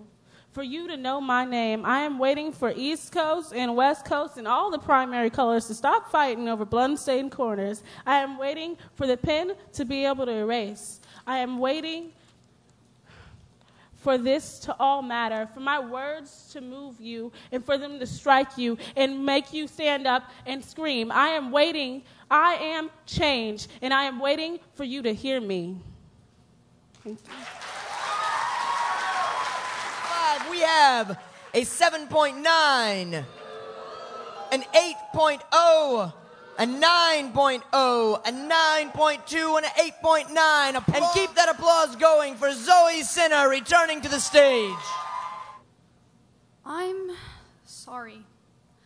I'm sorry that for 16 years and 9 months you've had to put your dreams on the back burner and focus on giving me food and shelter. I'm sorry that when you were young you let my cells shape into a fetus instead of getting an abortion. Not that that was my decision to make or feel sorry for. And don't lie through your teeth and claim you don't constantly remorse swallow, because I know that the new and old sorrows are what you are trying to drown out when you reach the bottom of another 99 bottles of whatever on the wall. 1 bottle for every mistake, 2 drinks for every heartbreak, 3 gulps for every divorce you ever watched your mother go through, 4 sips for every conversation you never had with your father, 5 drops for all the shit you ever went through, and 99 bottles of beer on the wall for the time the father of your baby gave you a black eye. The pillar of empty alcohol containers builds. Like at my dance performance, when you drank too much wine and spent the next morning with guts that wanted to spew so badly you couldn't take me to school. Like when I was a little girl and I didn't understand that the sound from when you lit candles in our kitchen and played music too loudly was meant to help you run away. And I'm sorry for lying to you and saying that I'm sorry, because I'm not sorry, I'm just angry. Because when you see me for the first time in a few days, you ask me what's wrong with my face. You smear grease from your fingertips onto the space above my upper lip as if that will rid my skin of the zits, and your farewell is go pop those pimples. So I pop my pimples for you, even though it hurts and I bleed a little. The marks that remain after I claw at my face serve as a reminder that you, mother, are the only person that makes me feel like I'm not beautiful, like when you judge my appearance. And don't lie through your teeth, because I see it written on every twitch of your face. Slut. How could I let you out of the house dressed like that? Put some clothes on. Quite frankly, I'm proud of my body. I'm angry because you still can't understand that I don't like what I like because I'm a dyke. You tell me that I can be beautiful even though I'm gay. The beliefs in your personal Bible are loaded like bullets waiting to shoot from barrels of guns. Warped stanzas of your moral state. The only way to be beautiful is to be feminine, and you can't do that if you're a lesbian, because every girl who likes girls wants to be butch. Mother, don't you understand that I'm above that? Don't you understand that what I am is beautiful? Mother, the only thing that I like just because I'm a dyke is girls. I can guarantee that a person's haircut won't tell you anything about a person's gender or sexuality. Tell me what I'm supposed to think when you decide my heels make me too much of a woman, then tell me the haircut I want is too masculine. Your thoughts on homosexuality leave me bitter. Like when you told me that I like girls because I've had little experience with guys, the tone of your voice was desperate. Like you hoped that if you spit enough cock and bull beliefs, that one would pierce my heart an arrow to change my mind about my own sexuality. Mother, are you sure you're not a lesbian? Maybe you're only straight because you haven't had any relationships with women. I'm angry because every time you get upset, you bring your frustration home and cut us with blades meant for other throats. Everyone in our household knows it, but you dig a hole 6 feet deep with denial and you bury yourself in it. The layers of soil clog the tunnels of your ears so you remain oblivious, and I'm sick of it because I don't deserve this. And this letter to you is not open because our version of talking is screaming and we go down with fists flailing like ships sinking, and I am going to seal this envelope tight because this poem is a lifetime of words that I could never say to you, because even though these words have been hot on the tip of my tongue, flickering flames building, causing blister upon blister in my scalding burning mouth, these words were never meant to be heard, only wrote because if I hurt you with these words, then I would be sorry. We have an 8.9. It's a dark day when an 8.9 is booed. A 9.0, a 9.4, a 9.5, and a 9.7 for Zoe. And keep that applause going and welcome back up to the stage, Lauren Steele. All right, this is called Your Result. I am the result of a love that goes beyond the origin of my ancestors. A love that takes place in the here and now, taking the there and then and leaving it there and then. I am the result of two who put the media aside, who ignored the segregated commercializing, displaying families of people all the same shade, babies made from a pair who laid to create what society said was okay. I am the result of a silent rebellion, screaming that love can't be fazed by the amount of melanin in one's skin, that love takes place in the soul, not the body, that love, something so divine, doesn't always look perfect. I am the result of putting the past where it belongs, recognizing that the only way to fix this is to let colors mix. If we continue to cower away due to images, we will be taking 2 steps back for every step forward. Is this what we want? I am the result of curiosity, of opposites attracting, of 2 hearts reacting to something within. I am the result of 2 beautiful beings combining to create more beautiful beings, regardless of what Daddy had to say. I am the result of something consensual. I am not the result of Master getting his late night fix. I am not an unspoken for macchiato child. I am not a living, breathing reminder of the neglect men showed their women. I am the result of a revolution, of a 700-year healing process, dressing fresh wounds from putting one above the other, kept in separate rooms. They don't look like one another. I am no mistake. I am no sloppy breeding. I am no consequence. I am the result of the beauty of being free. When you look at me, I need you to see that we, regardless of the pigment of our skin, the tightness of our curls, the color of our eyes, the thinness of our lips, the curve of our hips are one. We are one, and standing in front of you is your result. We have a 9.4, a 10, a 9.9, a 9.8, and a 10. And continue with that energy and help me bring up to the stage again, Micah Fletcher. For 8 years, I sat alone in my room with a piece of paper and trees condensed down into a thin white strip. Misanthropy. That is the word used for another human being that hates human beings. See, there is a problem with society. While I sat alone, innocently playing with my toys in my room, the rest of the world used the one weapon that nobody can get thrown in jail for, at least not quite yet, and not so easily. It's called words. and it's labels. Humanity loves them. They love them more than food, air, water. We breathe, drink, eat, we sleep with these things moving in our heads the way goldfish swim in a bowl. You see, you labeled me. You told me I was a man. I was a white man, a suburban man. You know what the funny thing is? I'm not on a side, asshole. I don't like white people any more than black people. You both do stupid shit. We're all evil somewhere, baby. Ain't a human being in this room that's gonna tell me straight up they like Jesus Christ. This is my real accent, by the way. I don't talk like this. I don't enunciate. And no, it may be what you would call the white accent. Welcome to the real world, asshole. This is my problem. I cannot live the way I want to live. I talk to my parents and they tell me, Micah, you're slipping again. Micah, you're slipping again. Mommy, I don't think you understand. I don't think you ever met your kid. Because he doesn't talk like this. And he's getting sick of having to hide behind masks just so that he can talk to other people. Yes, I'm autistic. That doesn't make me retarded. Here's my problem. The funny thing is, no matter how much I scream, I hate, I get mad because I have 15 years of anger. Nothing will change the fact that I'm just another white man that everybody's always going to put in another box like the bars that line these cells in my head. I cannot get past the fact that this slave master is running through my bloodline and that this is what I'm told I'm going to be. It's as if there's a demon in my skull and I have to drill a hole in there just to get him out. But I realize that I'm not the only one that has to live this way. And so I bow before I end up closing the curtain on myself in this night train track that we call finding your own persona. We have a 7.5. We have a 10. A 9.9. A 9.2 and a 9.8 for Micah. And keep that applause going and welcome back up to the stage, Adam Daniel. Adam Daniel, this poem's called Father. Father, we've grown apart, but our hearts always seem to mimic each other. You tell me left, so I go right. I leave you stressed, I need insight, because truthfully, I love you, and I hate to hurt you.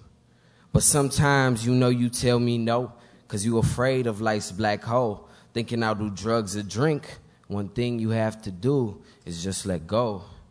You are the one I learn my lessons from. You tell me pray, so I pray and hope blessings come. Father, your big belly and lectures about unnecessary subjects remind me I am home. I may hate it inside, but I know I am your clone. You keep me grounded from life's extremities. Being grounded was never immune to me. All you needed was that belt and that look. I'm blacker than ever, but when that belt came out, I swear my face turned red. Report cards came, I hid those up in my bed. See, lessons learned. I just yearn to make you proud and just burn my sins away. Life too short. That's why most of these kids live life high always. See, but me, I don't fall into them excuses. If I need change in my life, I'll call you up for some 2 cents. See, I swear I will, but I'm a man now, Father, and you just have to let go. We have for Adam Daniel an 8.2, an 8.3, a 9.0, a 9.1, and a 9.1. And welcome back up to the stage, Isaac Duke.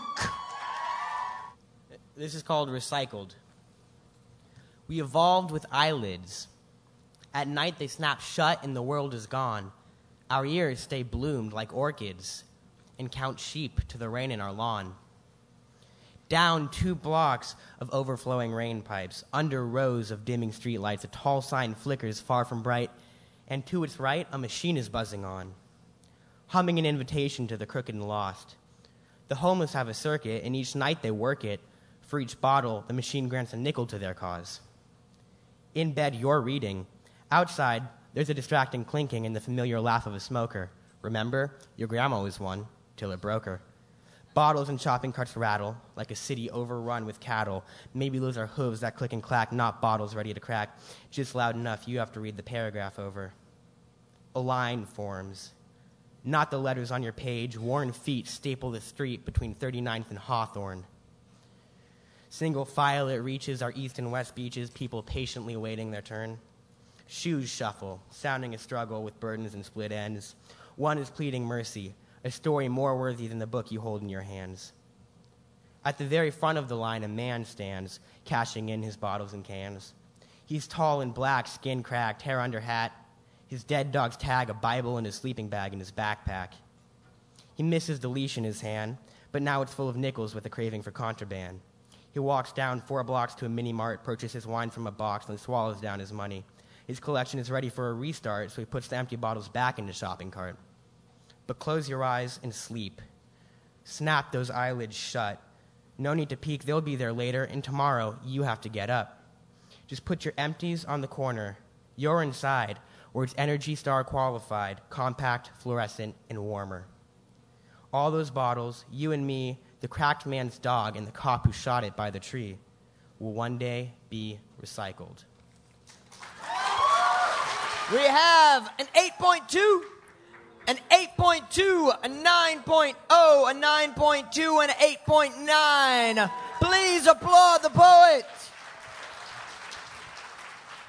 And welcome back up to the stage, Hallie Blashfield. There was a time when we dreamt about our musician boyfriends and the love songs they would compose. However, reality did not come so sweet. The first song ever written for me was an apology for an indiscretion. In other words, his mouth and her mouth in a bathroom far enough away from heaven that he felt comfortable forgetting my name for a bit. 4 days before my 16th birthday, high off his first hit, yes, reality did not come so sweet when the boy with the guitar pursued me for months and weeks, then, establishing my position in the palm of his hand, added another girl to the mix and lied about it.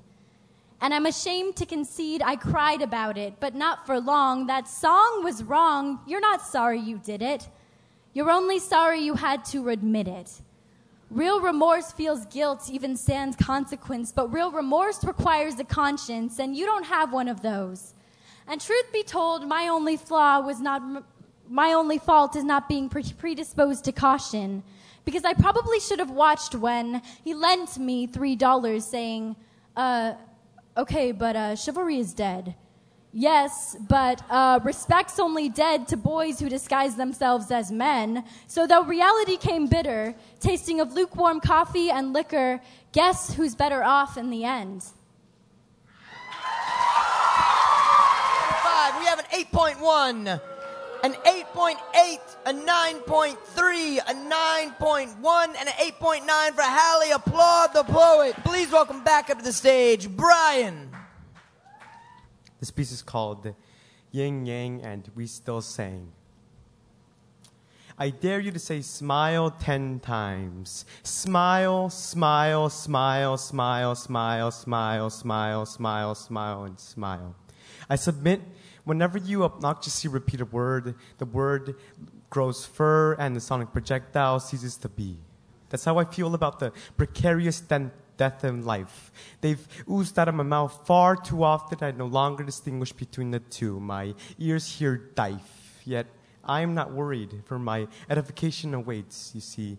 The desensitized dynamic duo will meet tonight at an immaculately dusty crossroad, and I'll attend such elusively exclusive lecture. For this said lecture, I need neither a pad nor a pen with a soul. Sharp fingernails, liquid paper, and the soft palm of my hand will suffice. I'll be ready for the bell, fingernails steady, ready to relay what both polar parties have to say. Call me not an ostentatious prophet, but call me the ambassador to the United States of Civilizations. Preview for tonight, humane beings. Both of them are unpleased, you see. Life just wants to give, and death just wants to take. But if death takes, you cry, and if life gives, you cry. As I can't distinguish between life and death, death and life can't differentiate between love and hate. Both know not the difference between yanked out droplets of sorrow or tears produced and provoked by minuscule men tickling your insides with prodigious feathers. Shedding a tear is simply sharing a fear, fearing that someone dear will stop being near, separated by indifferent and indefinite space. You see, death works with cues, and with you speculating that someone's ready to bite the bunnies, death will jump the gun and go ahead and do its job. So please don't cry. Instead, smile, smile, smile, and please stay for a while. You see, my dad runs at night. In the consuming darkness, he bolts, 1 foot always in the air, halfway there, 1 foot away from flight. On the rare occasion that I do, I flaunt the saunter. I run backwards, 1 foot completely bound, 1 foot away from being floor bound.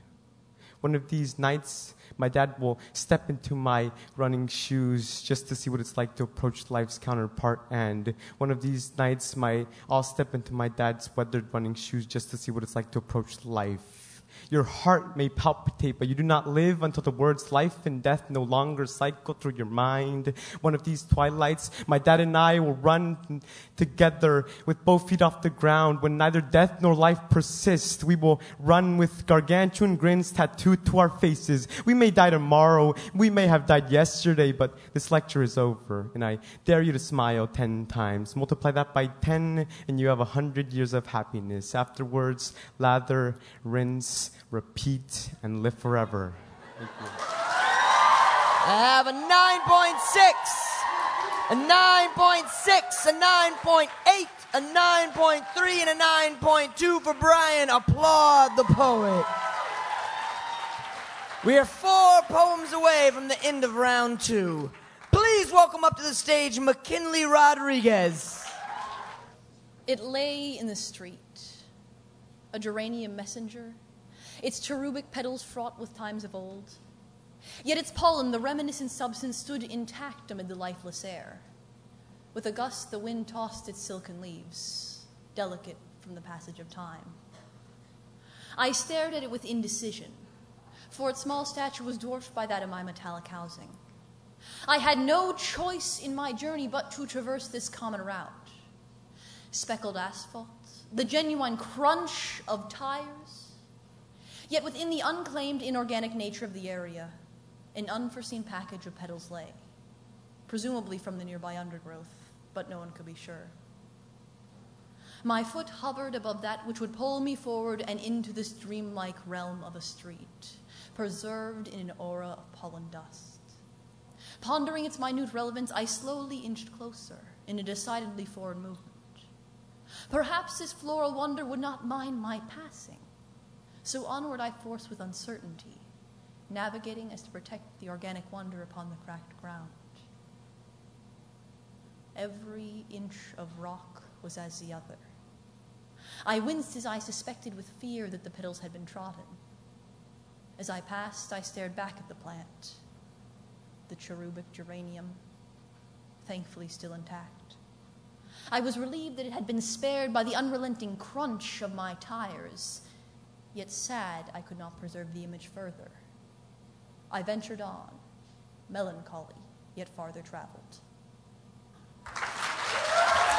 Yeah, for McKinley, an 8.6, an 8.6, a 9.3, a 9.3, and a 9.0. Applaud McKinley. And welcome back up to the stage, Josh Wright.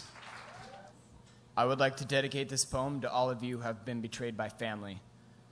Please do yourselves a favor, stand and raise your fist with me, because you are not alone. This is I Had a Sister Once. I had a sister once. As kids, we used to laugh and play, as children often do today, with kindness and innocence in our young little hearts. But now she is more like a person I know, for our love has grown cold as new fallen snow, and a sister I have no more. For when she looks at me with those eyes that despise what I am, she sees me as less than a man. Not even a human being, but some disgusting, horrendous, malevolent thing that for 9 years she had wished for and wished for and wished for in dreams. And then I was born, and here in a flash, but she threw away my love like a diseased piece of trash. And yet I still love her, even after all that she's done. For she is my mother's daughter, and I am my mother's son. And because, unlike her, I have a heart, though we may grow farther and farther apart, and because I am her brother, and I will always love her, no matter what we'll never be, no matter what we never were.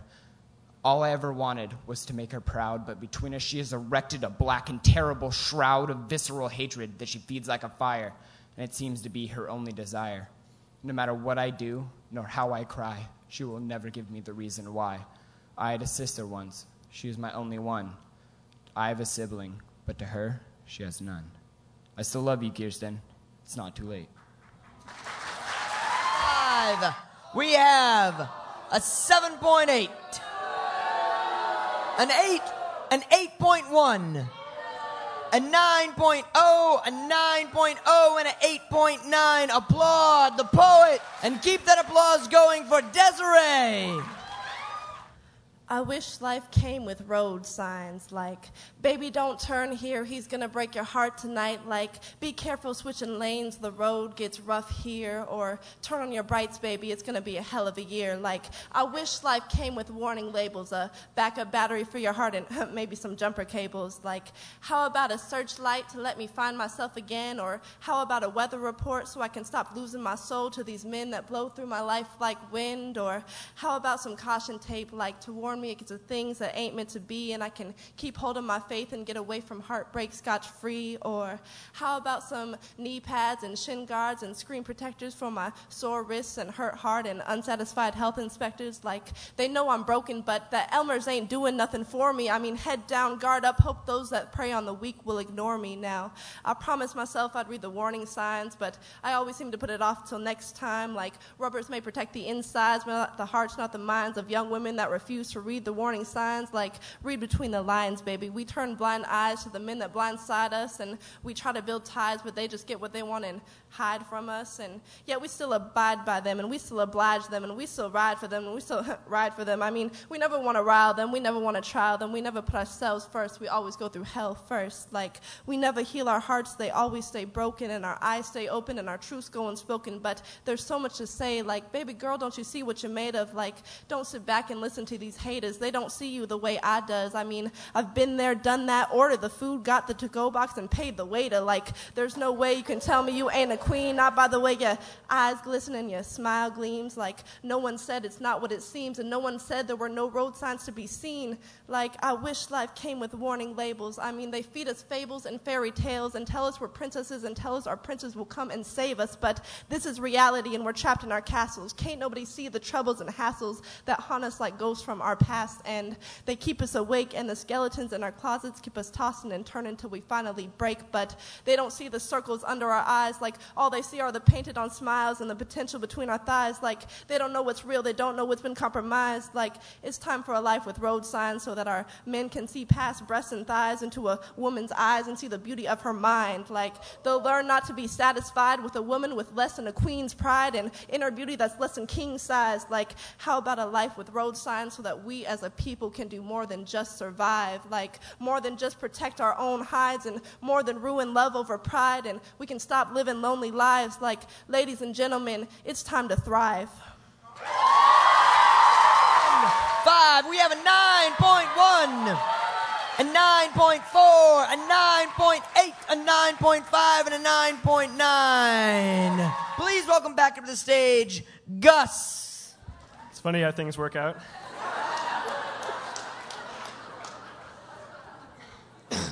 We'll see. This one goes out to all the writers who actually memorized their poems, by the way. It's called Break Glass in Case of Advancement to Second Round.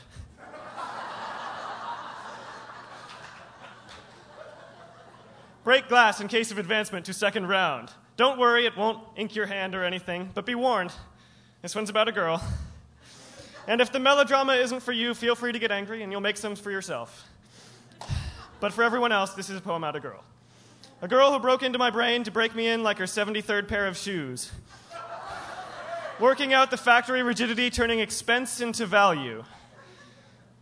You stalked me, and you stalked me so well I never would have noticed. You never would have clothed me, I'd just have been a muse. No spoonfuls of peanut butter on the kitchen floor, no handprints on my gold pants when we were painting my room. Nobody to kick my butt when I call myself a fake writer. Nobody to beg the judges to ask you to prom. This also goes out to all the people who are writing while people are having refreshments and things.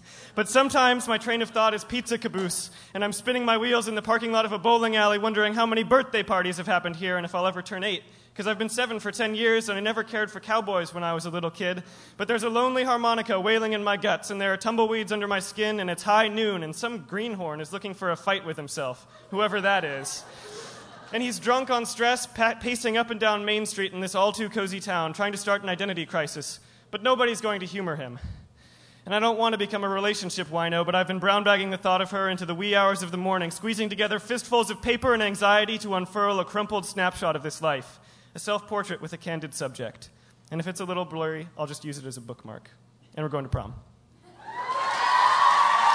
have for Gus a 9.5, an 8.9, a 9.5, a 9.4, and a 9.5 for Gus Coates. Applaud the poet. While Kevin, our math guy, is tabulating the final scores for Verselandia, I've been asked to do some poems for you guys.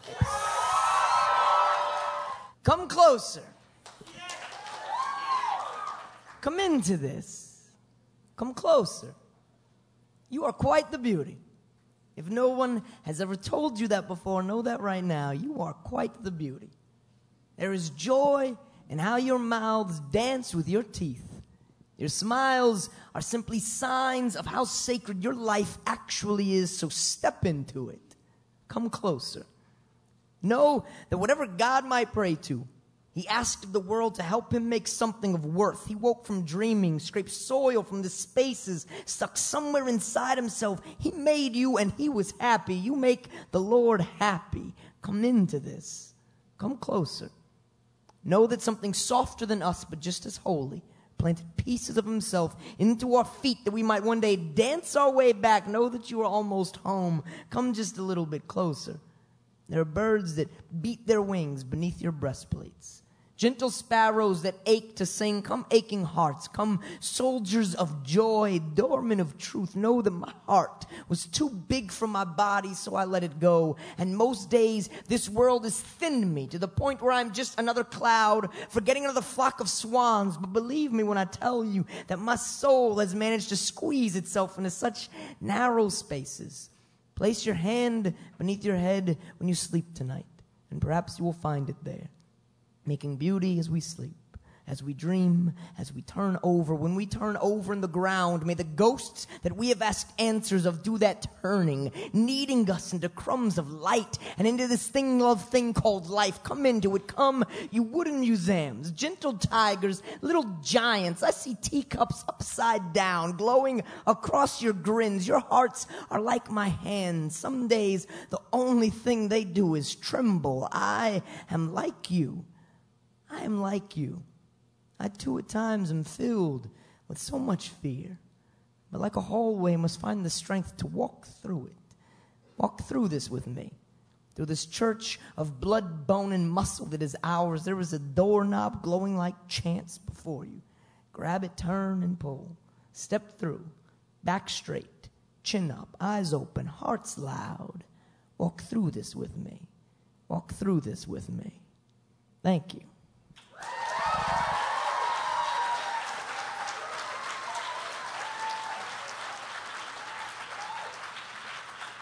In my underwear, I write poetry.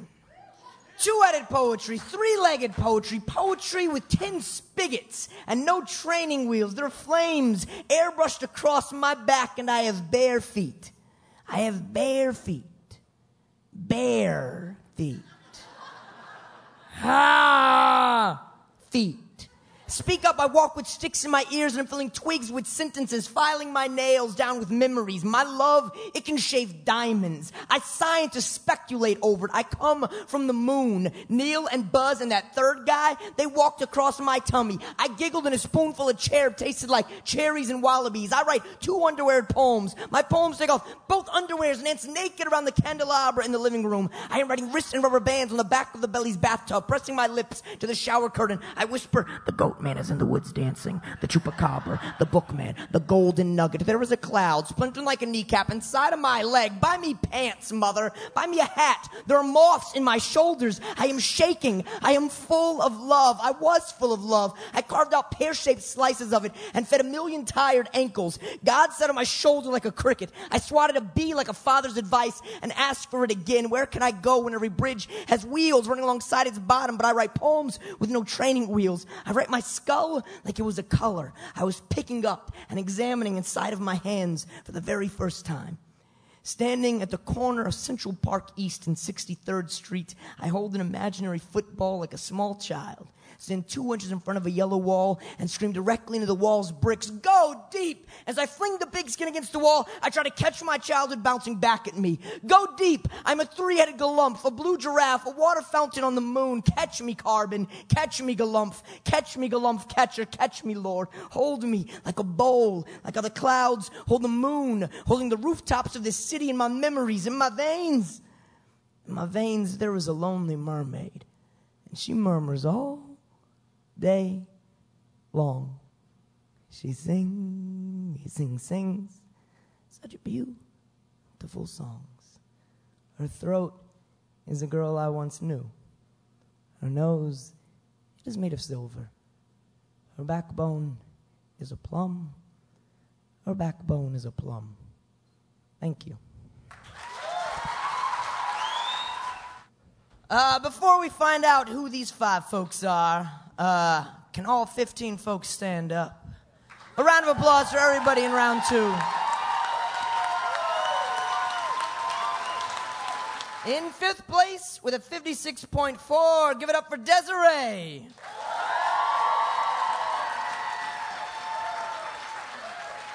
In 4th place with a 56.6, Gus Coates.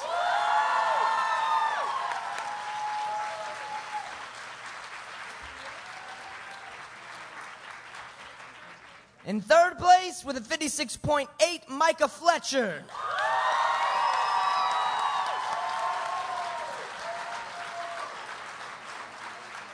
In 2nd place with a 56.9, Alex Dang.